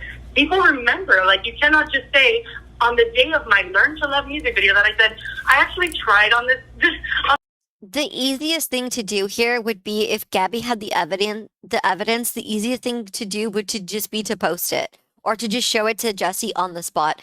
I don't understand a conversation where you don't show each other evidence. Like, it kind of reminds me of when Trisha and Gabbie did the podcast to clear the air, and Gabbie had all this evidence against Trisha and didn't share any of it. She just kept saying, well, I have it. And truth be told, she did have it because we later saw it. She should have just showed Trisha on the spot to say, look, this is it. This is true. So then we could hear Trisha's honest response. I don't understand having a conversation where you guys don't show each other things. If this were something I was in, I would want to be in the phone call and then texting at the same time, or like, I don't know, FaceTiming, screen sharing to be like, look, this is what I have. Can we address this? Because why are we just talking on the phone and then not showing anything? If Gabbie truly had the evidence, she could say, Jessi, it's right here. Show Jessi, and then Jessi could explain it or address it. Because the back and forth, like, you did it, no, I didn't, you did it, no, I didn't, it's pointless. On this video, unlike other YouTubers who do EPs, like, I would never say that. That was the day I was so excited to post my music video. It had nothing to do with you. And nothing, this is the same comment that I had all day. This is posted a year ago. Okay, perfect. So that's something that obviously we're not going to see eye to eye on, and something that I'm glad I have the screenshot of. So I think this is a point that we can move on from. But if you have the screenshot of it, why not share it? I don't understand. She's telling Jessi that she's looking at it, that she has it. So send it to Jessi so to hold her accountable then. It doesn't make sense that if you know someone's lying, you don't outright show them. How would that ruin your court case to show a girl that she said what you're cares if she sees it or not? The basis of the, quote unquote lawsuit is that she said it. So just show her that she said it. Me too. So this is something that we should move on from because we're not going to see eye to eye on it because you're quite literally telling me something that doesn't exist that I'm looking at. So if you're looking at it, why do you not send it to her? And it doesn't make sense that she's like, let's just move on then. We're not going to see eye to eye. You can literally have both of your eyes see the screen cap if you just send it to her. It doesn't make sense to just move on instead of being like, no, you're going to answer to this. Here it is. Because if you truly thought someone hurt you and you wanted them to answer for it, wouldn't you provide the proof? Kind of like what Jessi said in the beginning when she said, I wanted to show you the caps that I had so you could address them before I did a video. Isn't that the way to go about it? Why wouldn't Gabbie just be like, you said it. We're not going to move on from this. We're not going to move on until you acknowledge that you said it because you said it and here it is. So Okay, speaking of things that don't exist, because you seem to Okay. you seem to enjoy saying that things don't exist. May I ask you, why did you lie about never speaking about me that day on TMZ article? Why did you lie about defending Curtis? If I can ask you, I since said you're that- saying about things that don't exist. I said I never ditched my friend for her or publicly defended my best friend's rape. These are semantics, though. Gabbie's arguing that she never defended her best friend's attacker. So she's trying to get away on a technicality here. She's saying that the reason why she said she never defended Curtis is because she's saying I said I never defended my best friend's attacker. Meaning when those tweets originally came out, Jessi and Gabbie were not best friends yet. They weren't even friends yet. So she's saying, I did that before you were my best friend. So I never defended my best friend. Like when we became best friends, I never defended him. It doesn't matter. She still was your best friend at some point. He attacked her initially. So you still did defend your now or best friends or like later best friends attacker. You did do that. So she's trying to get off on the technicality here that I didn't do it when we were best friends. Okay, but you spoke to him after you were best friends and FaceTimed him and heard his entire side of the story. And you also were at a few places he was at and had multiple conversations with him, even if they were just here and there. That's still disgusting to do. Why would you associate with someone like that? Here's why. First of all the ones that I saw, because I never went back and deleted anything, so all the ones that I saw never showed that. They said, get popcorn, or why is TMZ talking about Viners? And then I saw the one that you're referring to, which says somebody responded, the actual tweet's not there, so I don't know what it says, but somebody says something about, oh, thousands of women, da-da-da-da-da. And then I was like, oh, shit. Remember this, I tweeted this and deleted it like a minute later, because at that point, if you don't remember, we had no idea who each other were. Okay, keep in mind what she says here because she's going to contradict herself a second later. She says, keep in mind, or she says, remember, we didn't know who each other were, okay? And she says that she tweeted when the story came out of Curtis and Jessi and what he did to her. She said that she tweeted thousands of women lie about being attacked, okay? She said she tweeted that when they didn't know each other. However, minutes later, you're going to hear her say, I tweeted that because you weren't nice to me when I was on Vine. So how can you not know each other, but then you tweeted it because you resented her for not being nice to you? You either know each other or you don't. That doesn't make sense. You know of each other or you don't. I barely had a Vine account. I had a few thousand followers on there. I was literally a fan watching Vine, and I was mad at you because of what you did to me. By the way, she says, I had a few thousand followers. Jessi later tells her it was like 200,000 that Gabbie had. And then Gabbie goes, yeah, but that was nothing. How is 200,000 followers a few followers? Also, she just even said right now what I just said. She's saying that Jessi did something to her, and that's why she tweeted it. But a second ago, you just said that you had no idea who Jessi was, and she had no idea who you were. You guys didn't know each other, yet you knew each other enough to feel resentment for her and to try to say this because you were mad at her. By the way, it kind of goes to show that just because you're mad at her, you're willing to say, oh, she was attacked. I bet she's lying like the other people. And obviously that's not verbatim. I'm not saying she verbatim said that. I'm saying it goes to show Gabbie's character to say she's mad at this person, then finds out this person was attacked. And instead of feeling any kind of empathy, her initial reaction is, oh, that girl, she did me wrong. So I'm going to tweet this about how people are liars. In my early Vine career, like it really hurt me. So like I said something stupid that I felt bad about, deleted it immediately, and now years later we're talking about. So wait a minute. Early in her Vine career, Jessi did something to her that hurt her, so she tweeted that. Yet she just said 1 minute ago that she tweeted it because they didn't know each other. Make it make sense. It when you and I, like the fact that that's even coming up now and that you use that as an argument when we became friends 8 months after that, and you even say in your text to me, like, we squashed that and then we became friends. There's no reason that you should be bringing that up now as a way to try to paint a picture of me that isn't fair. But she can bring it up if you're the one bringing it up. So Gabbie's the one saying, oh, people are saying that I defended Curtis. No, I didn't. Jessi made that lie up. So yeah, Jessi's allowed to say, bro, first of all, I didn't bring it up, but you're saying you didn't. So I'm going to say that you did to show you that you did. Like, she's allowed to say this right now. For her to be like, oh, you're retroactively, like, for her to be like, oh, there's no reason it should be brought up. So there's no reason your past should be brought up, but you could bring up everything you think Jessi's done to you in the past, including allegedly wanting to hit you. But you defending this guy who you later had a lot of association with, that's not allowed to be brought up ever.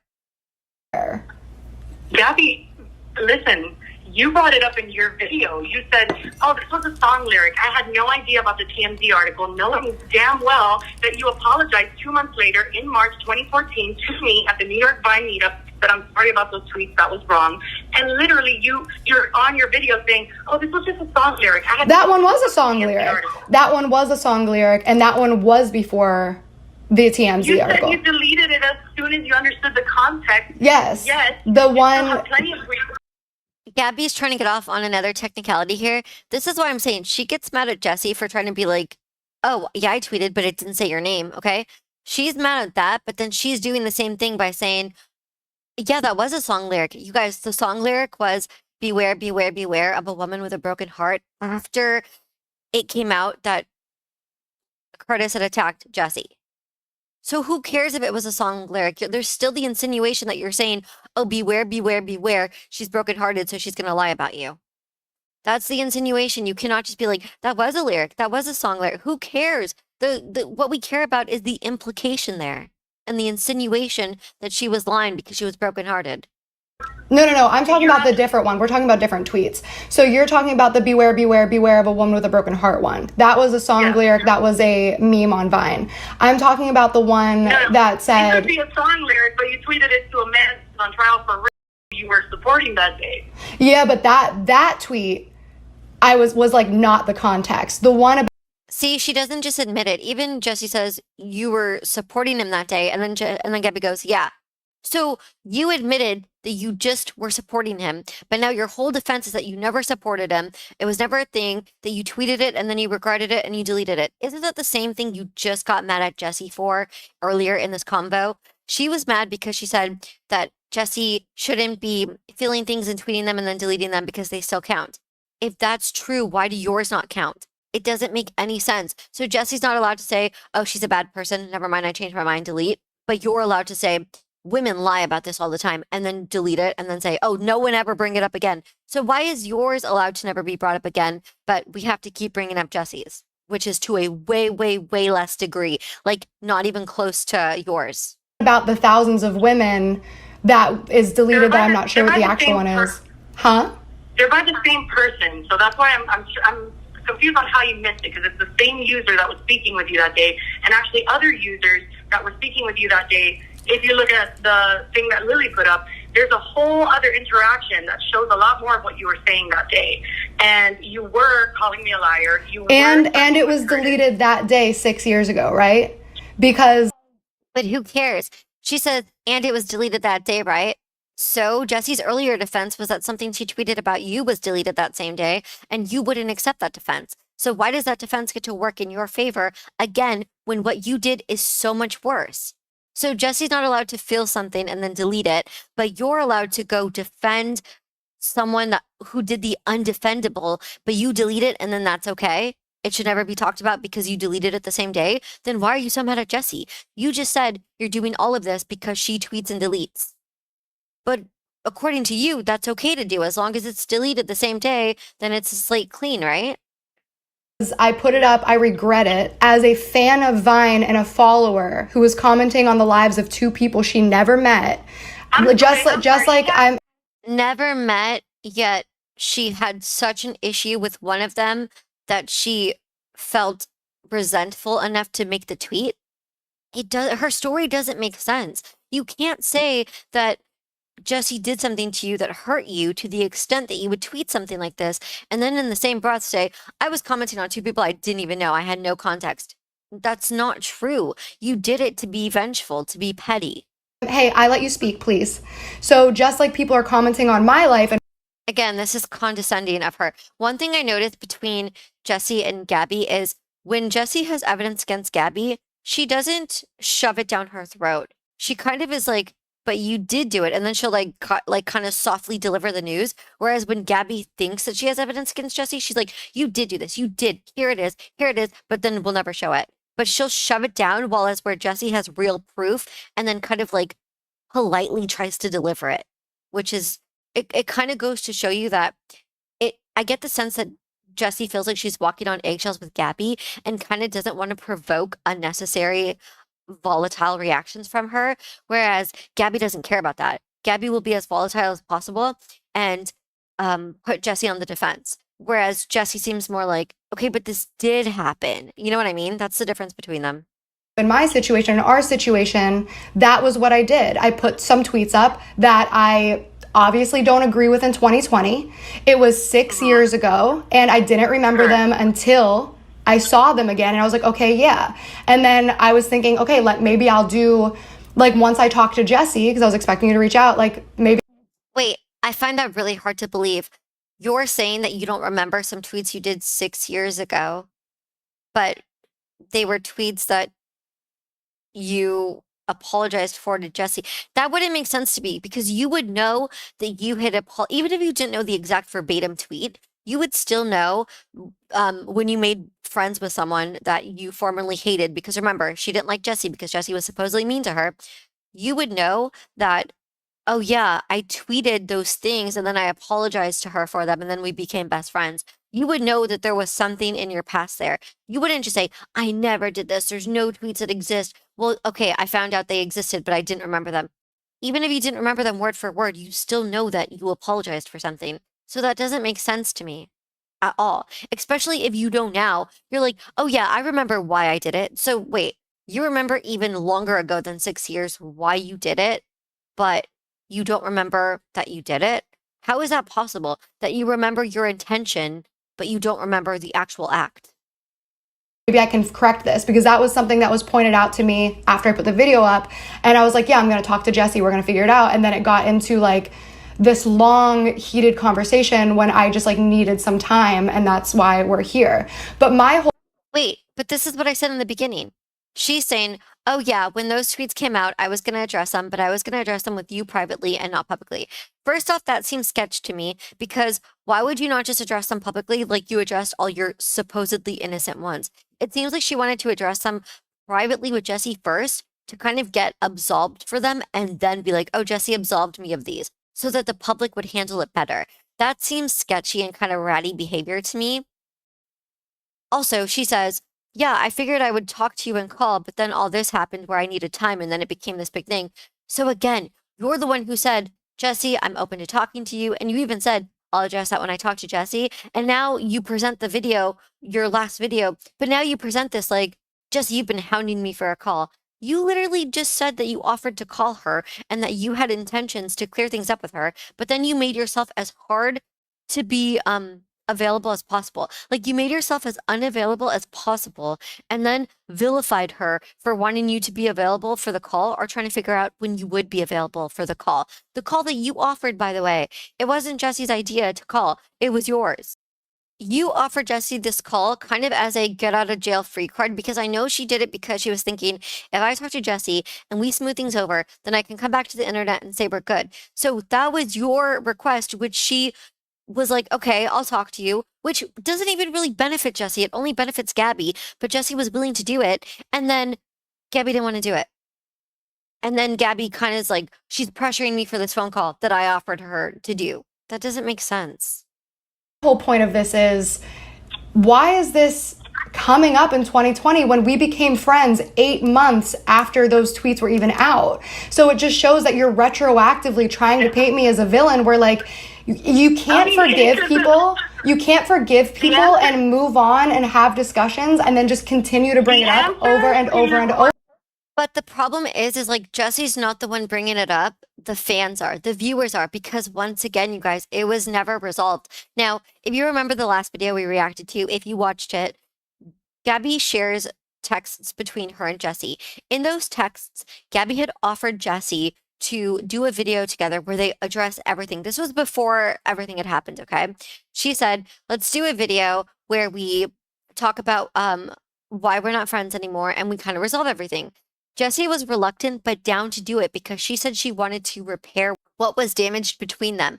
Jessi said it was more personal for her, not so much viewer based. Gabbie said it would be good for views and content. So Gabbie wanted to do it for YouTube. Jessi wanted to do it just for peace of mind, okay? But then Gabbie never followed through with that, kind of like she never followed through with wanting to do this phone call until she felt quote unquote pressured.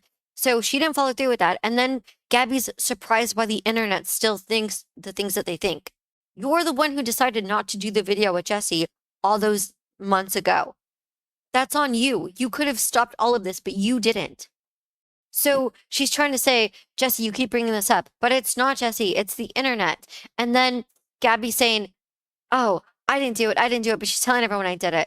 But then that then leads Jessi to make a statement where she says, why do you keep saying you didn't though when you did and that's how we became friends? It's like, it's so simple to just acknowledge what's happening, but I feel like Gabbie wants to argue semantics too much. And that's where they keep falling out because it's kind of like when she was getting mad at Jessi for arguing semantics about the tweet. If you yourself know how frustrating it is for Jessi not to just say, yeah, I tweeted the thing about you being a backstabber, then why are you acting like this too? What? It's like you're getting mad at Jessi for things that you're guilty of. You're mad at Jessi for deleting a tweet, but look at all those things you did that you deleted and you want to be absolved of. You can't get away with it, but then hold her accountable. Over. The answer to your question is you. You're the reason I brought up anything. You're the reason I'm bringing it up now. You are continuously, Me. First of all, I do want to say, you have absolutely no way to prove when you deleted those tweets. Those tweets were not up for one day, and you still up right now that do not. That's why there's So that barely is any number one. interactions, Jessi. There would be a lot more interactions on those tweets if they weren't deleted. Yes, I know, Gabbie. We found them. Like, straight up, we found them. So there were a lot more interactions. You had a lot of interactions with people, and that's fine, but it does paint the story. You were calling me. And again, how would Gabbie remember that she tweeted and deleted or that there was no more interactions when she claimed that she didn't even remember the tweets to begin with? So you remember that you didn't say anything else, but you didn't remember that you had even said those two things? How do you know that you just don't remember that you said more? How can you say it with your whole chest with so much confidence that there's nothing else out there when you didn't even know what was out there to begin with? Me a liar, for telling Curtis while calling me a liar. Beware of a woman with a broken heart. And you went on your YouTube channel and said, oh, that was like such a coincidence. And then I found out about the TMZ article and then I deleted it. And then I still said, you know what? There's no reason to go out here and show the proof that she actually did on the day of the TMZ article go off on me, say heinous things that I forgave her for. I absolutely did forgive you for. See, this is another thing. Even Jessi says, I have the proof. I didn't even show it when I could have. She said, even though I knew you were lying, I still didn't show the proof against you to show that you were lying, which goes to show that Jessi's not trying to like do what Gabbie's accusing her of, because if she was, then she would have been like, oh, here's the tweets then. Here they are. Look what she did. But she's not even doing that. She's just like, you know what you did. I know what you did, but I forgave you for it. So I'm not going to blast you to the internet. However, you keep denying that you did it when it's true that you did it. So I don't know why Gabbie's accusing her of things when Jessi is not even doing the worst of what she could do. Like, Jessi could provide that info, but she's not. However, when you are now saying they didn't exist, you are retracting. Jessi, you're deflecting, and we need to get back to the point because you're deflecting because you're trying to make an excuse. Wait, how is she deflecting when she's addressing the conversation that they're having? This is why, if anything, she's addressing it head on. She's saying, you did do this. There's proof that you did this. I know that you did this, and I still didn't out you for this. And now Gabbie's like, oh, you're just deflecting. Let's move on. Why is Gabbie trying to control not only the narrative, but the conversation? This is what I mean when I say Gabbie's condescending. And one interesting thing that I noticed is the way that Gabbie speaks to Jessi is vastly different than the way Gabbie spoke to Trisha. Now, when Gabbie did the video with Trisha, where she tried to clear the air, she was so nice to her. She was very soft with her. She was very friendly with her, which is weird because Gabbie and Trisha were never best friends like Jessi and Gabbie were. So it's like, why do you have more sympathy and empathy and friendliness for someone who you spoke to on Twitter, but never had actually had a best friendship with, but yet your best friend, someone you lived with, someone you knew day in and day out, someone who you like cried with, laughed with, lived with. How do you not have the same empathy for them? Or why do you not want to fix it the same way that you wanted to fix the Trisha thing? I don't understand that. You're trying to make an You are excuse not for going to making a manipulate me, video Gabbie. that she literally won't listen. Like, she won't let people talk, and then it's manipulation if you like hit her I with was in facts. the It's middle of a crazy. conversation. That's weird too. It sounds like she's either talking to her boyfriend or her friend, but it's like, why are you having this conversation with someone listening in? And then, even if you did, even if that's the thing, why are you then talking to them outside of the conversation? Because now it's going to, even though this isn't the case, it's going to sound like now it's a two versus one, or like someone's judging her as she's trying to have this conversation with you. Like, you don't get to pull outside people out and be like, oh, she does this and blah, blah, blah, blah, blah. Like, obviously, your yes man is going to yes you. It's not fair to do to Jessi, who's sitting there in a combo with you. She's not bringing her own man in. You don't hear her telling anyone on the side, oh, look what Gabbie's doing. Like, that's obnoxious. And it's like, if you can't control, it's like that saying, if you can't control a person, you try to control how people see that person. This is a prime example of it. She couldn't control Jessi in this moment, so she had to try to control how someone saw Jessi in this moment. I was in the middle of a sentence, so if you can let me finish it, that would be great. Is that possible? Because if you scream at me when I try to interject your sentence. Have I screamed yet? I was literally saying the whole reason why I'm. And then it's sad because it puts Jessi on the defense where she's like, I'm just trying to talk. Like, am I allowed to? Can I talk? And even she sounds a little bit like to me, she doesn't sound aggressive or angry there. She just sounds defensive. I do have to wonder if they would have done a podcast like Trisha and Gabbie did where they sat down together. I wonder if Gabbie would have been nicer to Jessi because they would have been face to face and they would have been on camera as opposed to a private recording where I feel like people can be different in private. Jessi doesn't seem very different in private. Gabbie does, because on camera, Gabbie seems much more open and nicer to reconciling and fixing things. In private, she seems more combative and like she doesn't want to hear it.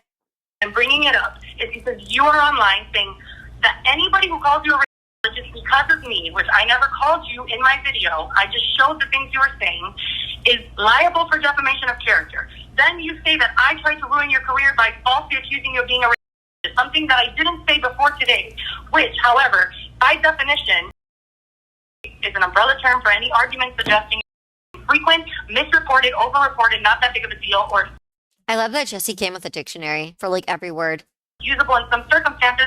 You did engage in racist behavior on January 16, 2014. So therefore, nobody is liable for defamation. That was what I was trying to say. Well, And she's right. She's right. She's saying, you're accusing me of something I didn't do. However, even if I did do it, or if I did, or if these people did, nobody's at fault because you did do what people are saying you did. Even though I didn't say it, if I did and if they did, you did do that. Which that's a fair statement. the thing with the defamation case, because I actually never said I was suing you for defamation. I was going to sue you for torturous interference. And I actually wasn't suing you for defamation because as a public figure, it's pretty much impossible to sue anybody for defamation. I was suing you for a lot of other things, torturous interference being one of them, which I can actually prove. But as far as the defamation case goes, I don't think she could prove torturous interference. I don't think she can prove that Jessi did anything to her that harmed her in some way because Jessi existing isn't a harm to your career, Gabbie, because that's kind of the implication here because she did to Jessi the crime that she's being accused of, okay? She was the one who defended Curtis in the beginning. She associated with him later. She did do the things that like people are saying she did to Jessi. She did do those things. Sure, it might not have been while they were best friends, but it was before and after. Which again, to me, okay, you kind of got to put it like this. When Jessi wasn't Gabbie's friend, think about it. Before and after, Gabbie tried to hurt her, okay? When Jessi was Gabbie's friend, she was still hurting her, to be honest. She was like, remember, there was the story times and stuff. She was still hurting her, but to a lesser, sneakier degree, okay? maybe in Jesse's mind, and the reason why she tries to reconcile and um become cool again, like become civil, is because she doesn't want Gabbie to do these things that she tries to do to her when they're not friends. Like imagine before and after she's associating with her attacker. Can you imagine you have a best friend and you know the second you're not best friends, they're gonna go either associate with your attacker or try to do something to hurt you. You're probably just like self-preservation. You're probably gonna be like, you know what? Let me go be civil with this person so that I know I don't have to worry about them. Let me just go do that for peace of mind. Instead of just like not talk and then who knows what she's gonna do to me. I feel like that I wouldn't be surprised if that was in Jesse's mind. There are a lot of other things that you lied about in your video that are very provable that my lawyers and I are discussing that you did lie about in your video. For example, it was a FaceTime call. I have 3 witnesses willing to step forward and confirm that it was a FaceTime call. Second, you very conveniently removed the part of my video where I say this is. Wait, but who cares? Who cares if it's a FaceTime call versus in person, which by the way, it was both. But she's like, oh, I have witnesses and lawyers are trying to argue. Why would your lawyer argue that you still associated with her attacker? Whether it was FaceTime, in person, or through a carrier pigeon, you still associated with him. It doesn't, like, what is your defense? That it was to a lesser degree than in person? You still spoke to him. You still heard his apology and heard his side of the story. You still spoke to him. It doesn't make sense. And he texted you to collab. Even if you didn't end up collabing, he still thought the door was open to do that. So, like, get out of here with that. Isn't about a YouTuber. It's not about a Viner. It's not about anybody you know. It's about somebody from back home. Don't start drama with somebody because it's not worth it. And I thought it was very interesting that you chose to edit that out. And that actually shows malintent and spread of misinformation, amongst other things, which, you know. Okay, that's not what that shows. She's trying to say, oh, you took out the part where I said it wasn't about a YouTuber. Gabbie, that part is a lie, though. It was about a YouTuber. It was about Jessi. So for you to be like, here, she showed a clip of me talking about her, but she didn't include the part where I said I wasn't talking about her, even though we all know I was talking about her, and I'll address later that I was talking about her. You have no case. You have no case if the truth is that you were still talking about her, and all she's doing is saying, look how we talk about each other. That was the basis of Jessi. So what she's referring to is in Jessi's video, Jessi included clips of them doing story times on each other and how they addressed each other. Okay. Gabbie's was like, she's a crazy bee, blah, blah, blah. And Jessi's was like, hey, tell me if I'm wrong about this girl or not. So that was the basis of why she was showing the examples. She didn't need to include the part where it said it's not a YouTuber, it's not whatever, because Jessi does the same thing where she's like, well, I've known this girl forever. Okay, maybe not forever. Like maybe not, or like I knew this girl a long time ago. Okay, maybe not a long time ago. Maybe not like in kindergarten, but for a while. Like it doesn't matter that intro of the time frame. What matters is that they both know they're talking about each other. And Jessi was just showing this is how we talk about each other. So Jessi leaving out, oh, this isn't about a YouTuber. That doesn't do anything. It doesn't show anything. We still know it's about Jessi. So yeah, I actually was never suing for defamation, but the thing is, Jessi, I don't want to sue you at all for the same reason that I didn't want to respond at all, because I'm not just saying this to blow smoke up your ass, because you know that I actually do have a heart and care about you and your family and people in general. You have a Jessi. Like, I'm not trying to take food out of your kid's mouth. Okay, first of all, you couldn't take food out of her kid's mouth. Secondly, she's saying, I don't even want to sue you, Jessi, and you know I have a heart, and you know it's because I care about you and your son.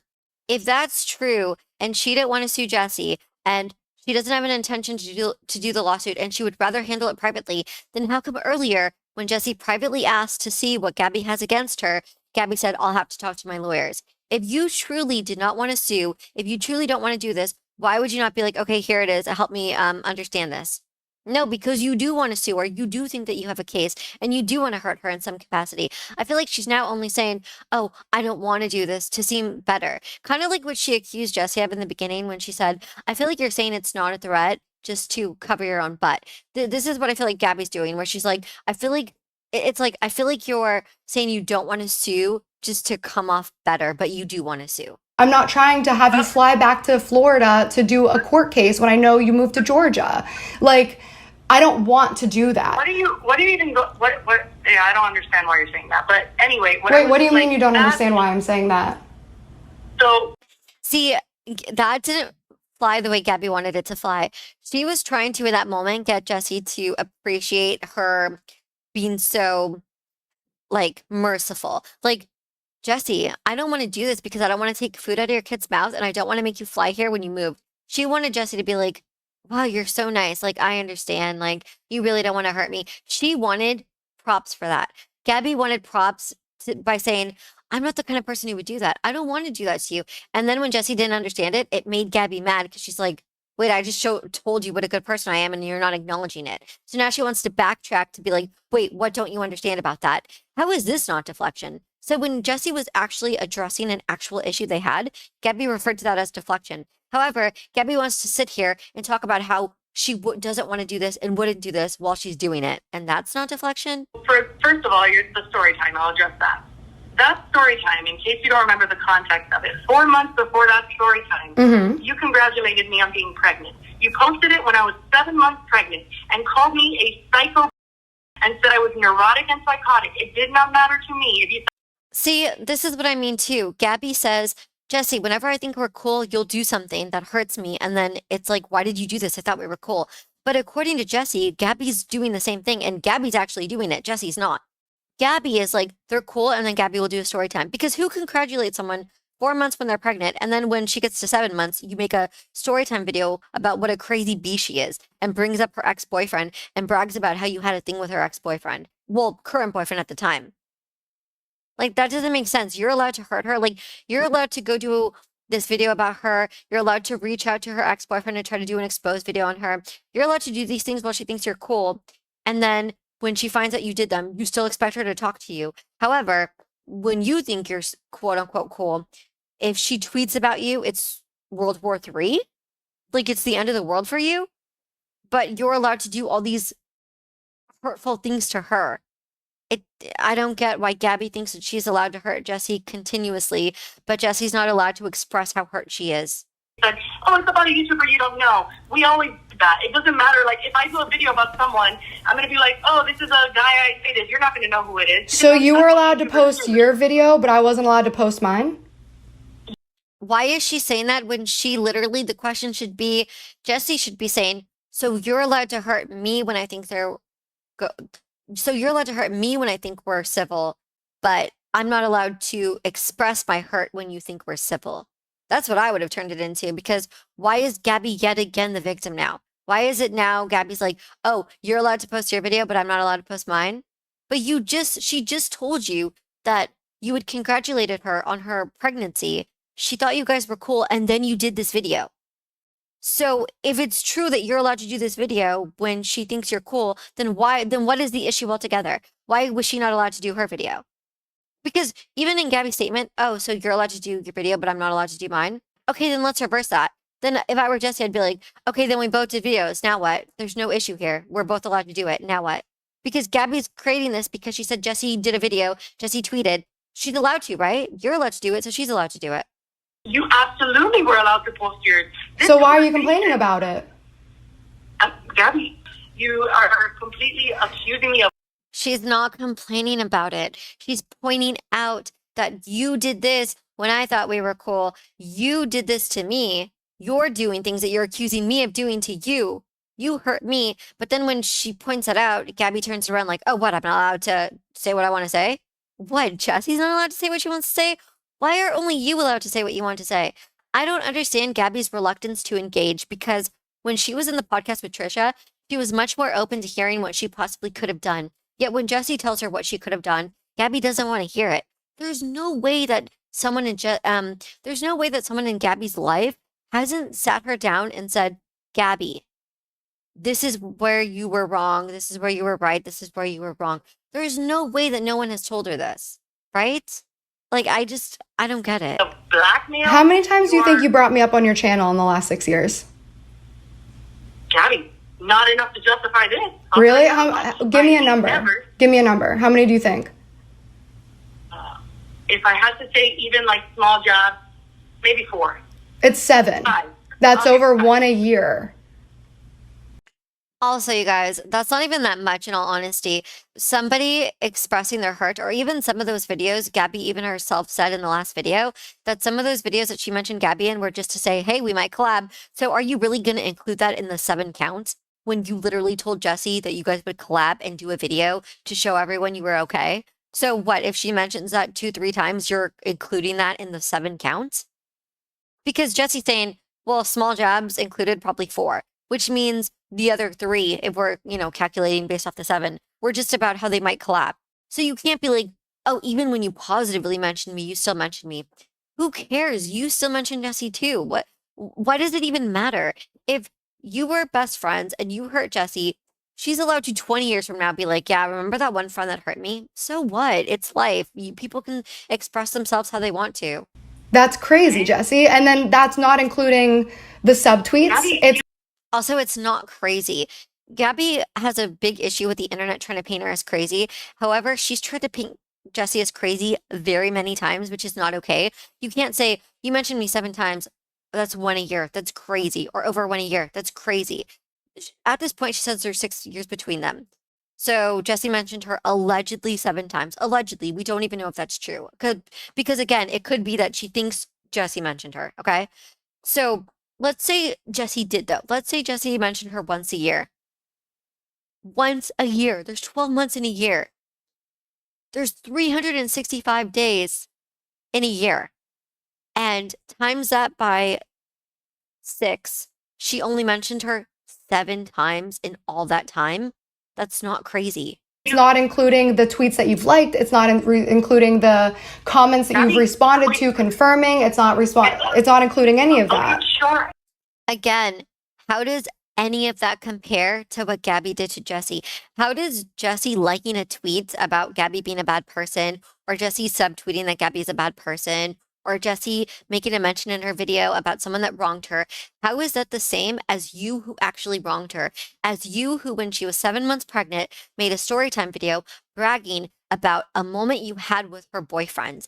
And then you reach out to that boyfriend, or allegedly he reached out to you, you try to sleep with him, and then you try to do an exposed video about her with him, and then you go, or even before, you go and talk to her attacker, you FaceTime him, you have many moments where you're associated with him. How does any of what you're saying she did compare to even those 3 things that you did? They pale in comparison. They're not even on the same level. And I can listen. I'm a person that cannot admit fault. Although I was reacting to things that you did that bothered me, making a video or a little catty remark in a video that I knew you would see is absolutely a catty and immature thing to do. I can agree with you on that. Okay, I hate that Gabbie goes, yes. Like, Jessi admits to what she did, and she says, look, I was hurt. I expressed it. I shouldn't have. You're right. It's catty. It's immature. Okay, fair, but she still had the right to do it. But notice that Gabbie feels so like justified saying yes, but it's like, but what about what you did? Those things I just mentioned are so much worse than a petty comment in a video about being hurt by those hurtful things that you did. Why are we focusing on, it's kind of like, you guys, have you ever been in a situation where somebody hurts you and then you react to that hurt, and maybe you're like angry when you react, and then it all becomes about how you reacted to the way someone hurt you. So the hurtful way you reacted to how they hurt you. And then it doesn't become about how that person hurt you anymore. It's now about your reaction to that hurt. That's not fair. That's not fair. Gabbie hurt Jessi in immeasurable ways. Jessi made snide comments about it, and now Jessi's the villain and Jessi's the criminal. Like, Jessi's the bad guy because she reacted to the hurt that you hurt her with. I don't like that. I never understood that. However, you now in 2020 going off for a week talking about my You tweeted that I was a person in 2019. Why is that okay? Like, literally just stop. It's okay because you were that to her. You were a bad person to her. She's allowed to express hurt. Just like, why is it okay that when she's 7 months pregnant, you're making a video about before she was ever pregnant, when she had a boyfriend that you were doing things with? Why is that okay? So why is it okay that you can do that to her during a vulnerable time of her life, but she's not allowed to make a subtweet about you ever. I don't understand Gabbie's standards of life here. She's allowed to hurt whoever she wants, whenever she wants, but nobody can do anything to her. Jessi's not allowed to express hurt because that's the thing. Jessi's not doing things to her. She's expressing hurt. Like, if you kicked Jessi and then Jessi says, you know, I hate people who kick people, you can't be like, wow, Jessi, you're really coming at me now. No, she's just saying how you hurt her and she's expressing that she didn't like it. Why is that the same as you actively going out and trying to associate with people that she's known in real life that hurt her and are trying to hurt her through them further? Stop talking about me. Like, it's that easy. Over 6 years, all of the tweets, all of the videos, I've made one video about you where I protected your identity and hid your name from the comments. You've made 7 videos about. Again, you can't say, you did all this. I only did one time. One time where you're talking about a situation you hurt her in, and then you're calling her a crazy bee while you do it. So you're allowed to make whatever you want to make, but she's not allowed to say anything. I just wish somebody in Gabbie's life would sit her down and talk to her. I wish she would be receptive to hearing where she's wrong because, like we said before, in the Trisha scenario, Gabbie was completely wronged. There's proof on proof on proof. But in this scenario, there's proof on proof on proof that she hurt Jessi, and yet she's unwilling to hear it. And again, I'm going to say this again. Gabbie spoke to men that hurt Jessi in an effort to further hurt her. Okay? Because even just hearing her attack her out is hurting her. Or even just hearing her ex-boyfriend out and then suggesting that you sleep together, even if you didn't plan on going through with it, you're still trying to hurt her with the men that you know hurt her. It's weird. How is Jessi the bad guy here when the things that you did are so much worse than her just saying, hey, I was hurt by these hurtful things that she did? Me so many subtweets. Jen has done that and I've never responded. You have talked to people personally about me, talked to fans about me. I DM'd one fan privately. I'm sorry, but to say you've talked to people personally about me, you've talked to fans about me, when Gabbie's sitting there knowing that she personally talked to 2 of Jessi's former boyfriends, I wouldn't even call one a boyfriend, one an attacker. It was her former boyfriend, but turned attacker. So you are allowed to privately speak about Jessi behind her back to both her attacker and a former ex-boyfriend. But you're saying, Jessi, you talk to people about me behind my back. But look at the people you chose to talk to about her behind her back. I feel like I'm getting very like passionate about this and very loud. And it's just making me think, wow, no wonder Jessi is so frustrated. Or I'm surprised Jessi's not more frustrated. Even I feel more frustrated and am reacting more frustrated in this moment than Jessi is, which actually just goes to show her patience, because I feel like, imagine this being you. Imagine you were the one that she did all this to and you're in this phone call. Would you have the calmness that Jessi has? Because I sure wouldn't. And you use that as an excuse to really actually try to ruin my life and my career. Do you think that's fair that you can talk about me and provoke me? Wait, she's saying that Jessi tried to ruin her life and her career, yet again, she had plans to do an exposed video with Jessi's ex-boyfriend, which is trying to ruin her life and her career. You don't do exposed videos all willy-nilly for no reason. You're doing it for a purpose. You don't hear someone's attacker out for no reason. You're doing it for a purpose. Curtis suggested that they collabed, and then Gabbie, in her response, which you'll see in another video, seemed open to the idea. Gee, I wonder why. Were you trying to hurt Jessi? Were you trying to hurt her life? She's accusing Jessi of doing the things that she's done to Jessi. This would feel so frustrating. I don't know how Jessi hasn't snapped. For 7 years and I never respond. And one time I DM'd one person who was accusing me, by the way. 7 years, she says, and she never responded. And she says she only DM'd one person. Keep in mind, in those 7 years, she spoke to Jessi's attacker and spoke to Jessi's ex-boyfriend and planned to sleep with him and do an exposed video on Jessi. And planned to potentially collab with Jessi's attacker. But she said, I only ever spoke to one person in 7 years, just that one fan. What about the boyfriends?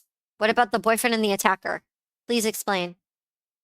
Falsely of collabing with a race.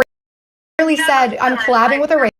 So I DM'd the one person who said she's collabing with a.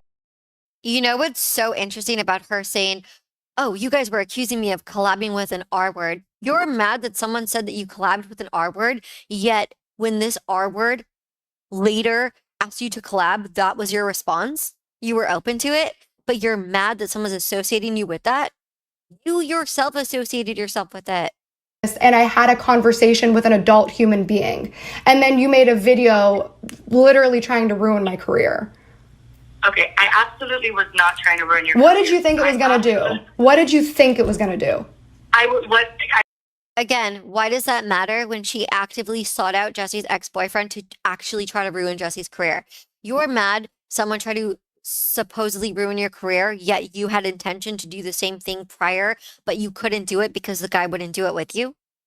So you wanted to do it, but it's not okay if you think she wants to do it. Which again, I don't think Jessi was trying to ruin Gabbie's career. I think she was trying to say, Gabbie, leave me alone. Stop it. Because remember, that fan is not the only person Gabbie ever spoke to try to hurt Jessi. She spoke to the ex-boyfriend and the attacker too.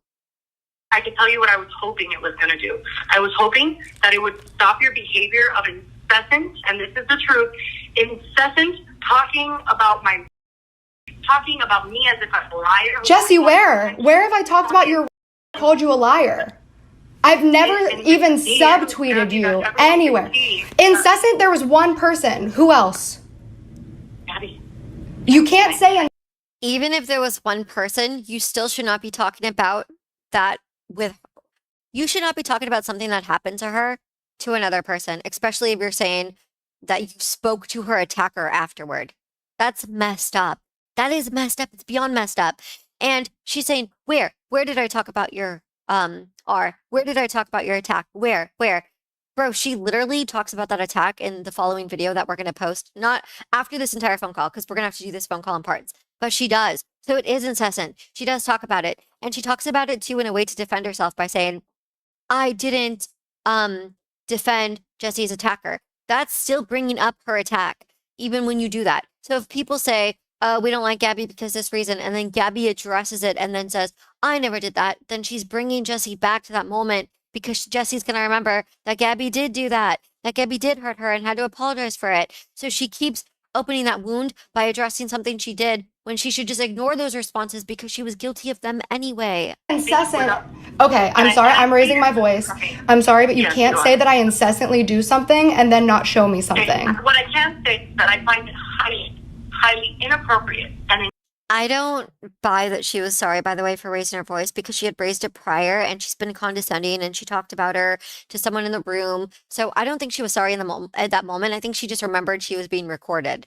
And then she was like, oh, wait, I'm sorry. I'm going to try to come off civil here, in my opinion.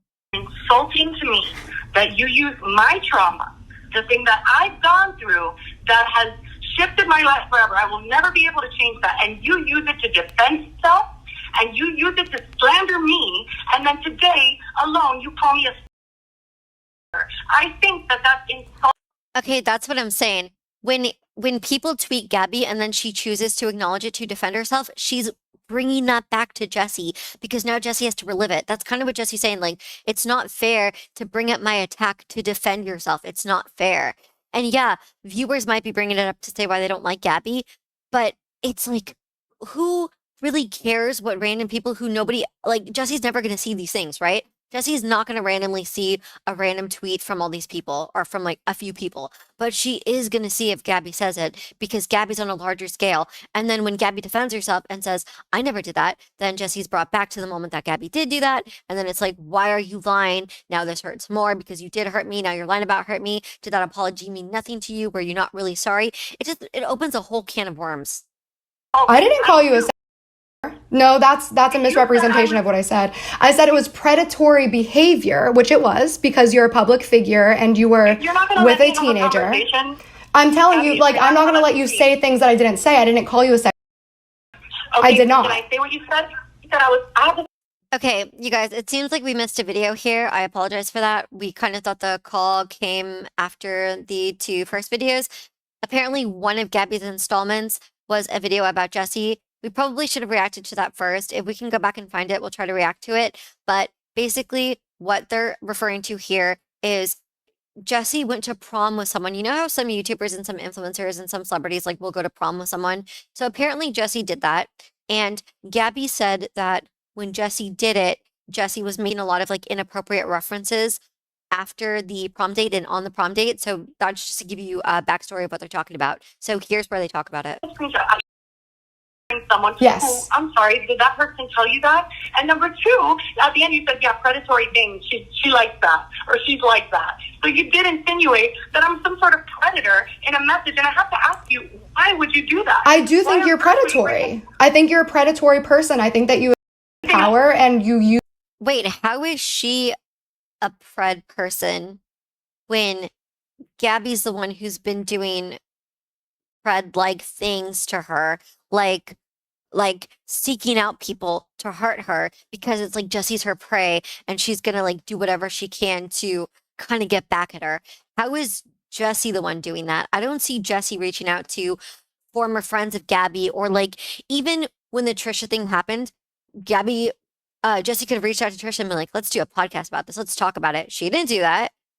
So how is she the bad one when you're the one who actually does those things? I don't get it. Use control tactics and manipulation tactics to try to hurt people. And I think that what you did in that situation. Okay, that's literally what Gabbie does, though. That's literally what Gabbie does. Gabbie tries to control the narrative and use control tactics and manipulation tactics, which we've seen so far in what, almost 30 minutes of this call. We've not seen it in 30 minutes from Jessi. Was super, super predatory to this kid. You're talking about how uncomfortable he is and how he's so shy, and you're like, are we gonna make out? Are we gonna grind? You're not gonna let me come to the after party? I did, but I did delete that because I was like, you know what, that's not fair. I'm not gonna do that, and I deleted it. Yeah, well, I'm glad you stuck up for him. That's really cool because I actually am still in contact with him on Instagram, and I came to him and I was like, I'm so sorry if I ever made you feel uncomfortable. And he's like, are you me? Like, I had a great time. My prom was amazing. I never tried to. Okay, so this sounds like, because I would need to see the full clip. This sounds like Jessi was making jokes about her prom date, like being like, oh, we're not going to make out, we're not going to do this, we're not going to do that. Yeah, that's inappropriate, especially if the prom date was under the age of 18. For sure, completely inappropriate jokes.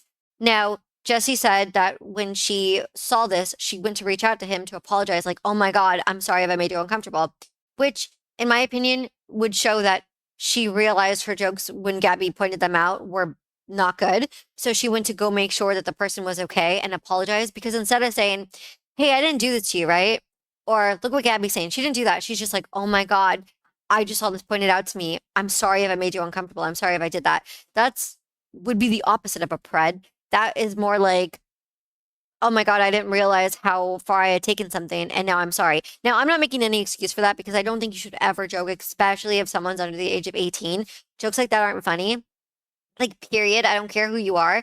Don't make jokes about grinding on or making out with someone like that. However, I don't feel like Gabbie truly believes that Jessi was trying to be harmful or is a harmful person. I feel like she's using this to be like, oh, look, she did this thing, which we all know is bad, and I'm gonna get her on this thing. But then she says she deleted it, which why would you then delete it then if you're trying to paint this picture of her? I want to see the actual footage though, but let me know in the comments below if you've seen it and what you think about it. To kiss that kid, like this is a complete stupid. That's joke. good. I'm glad. You knew. Okay, no, I'm glad. But what Okay. Jessi says it was a complete stupid joke. So she acknowledges it's a stupid joke. She's not just saying that was just a joke. She's saying it's a stupid joke. And again, she went to apologize to the person for that joke. So she's not excusing it by being like, it was just a joke. She's like, it's a stupid joke I made. So she's acknowledging, yeah, I shouldn't have said that. I apologize to the person. That's different than like, for instance, Gabbie being called out for something and Gabbie goes, it was just a tweet. That didn't happen. Like, I didn't do anything. There's a difference between people who can hold themselves accountable and people who can't. I feel like you can trust people who can hold themselves accountable and be like, you know what? You're right. I did do this and I'm sorry for it. Or you're right. I did make catty mentions about you and I shouldn't have done that. As opposed to Gabbie on the other end, where she's like, I didn't do anything wrong to you and you've done everything to me. Like, I don't think that's fair, especially when Gabbie knows that she's done things wrong to her. So to me, this just goes to show that when Jessi is wrong, she can acknowledge when she's wrong, where it doesn't seem like Gabbie can. I want to ask is, what does that have to do with you lying about defending Curtis? What is anything in your video? First of all, I didn't lie about defending Curtis, but like, what does anything in your video have to do with anything? Like you. I mean, that is a good point though on Jessi's end. She's saying it was stupid. I apologized for it, but what does it have to do with the claims of you defending Curtis? To which Gabbie doesn't even have a response. She just goes, what does anything have to do with anything? Which goes to show she only included that to hurt Jessi or paint Jessi in a light. Which again, it's like when you're beefing with someone and you're going to find something bad about them so you could be like, look at what kind of person this is. But it's like, again, look at what Jessi did compared to everything Gabbie did. I'm not saying that I'm excusing Jessi's stupid joke there or inappropriate behavior. I'm saying for Gabbie to reach out to an actual pred, like how are you going to call Jessi a pred when you FaceTimed a pred, a guilty pred? You FaceTimed him. You had plans to collab or the potential plans to collab. You were okay with that association, but you're going to go say that this girl, that this woman is a pred, but you were okay FaceTiming one who you know actually pled guilty and hurt someone physically. That doesn't make sense. You care so much about this, but you don't care about this? Huh? You literally brought up our personal drama onto the internet because I had a conversation with a person. Like that was so. I did my video with one intention. She said, you brought up personal drama to the internet because I had a conversation with one person who, by the way, she was telling personal information to. So how can you say, oh, you brought our personal drama to the internet when you literally brought your personal drama into a fan's DM?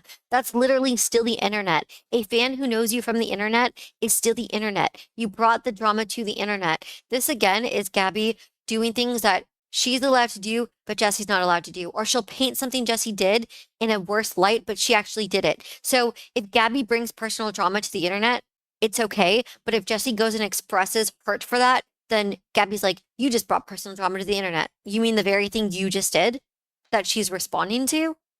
That it blows my mind. But we have to stop here because again, this is going to be done in parts. Let us actually know if you want us to continue this. I know it's a very long call, so I do want to know if you guys actually want to have it reacted to or not. If you're just good with a one and done, that's fine. Just let us know in the comments below.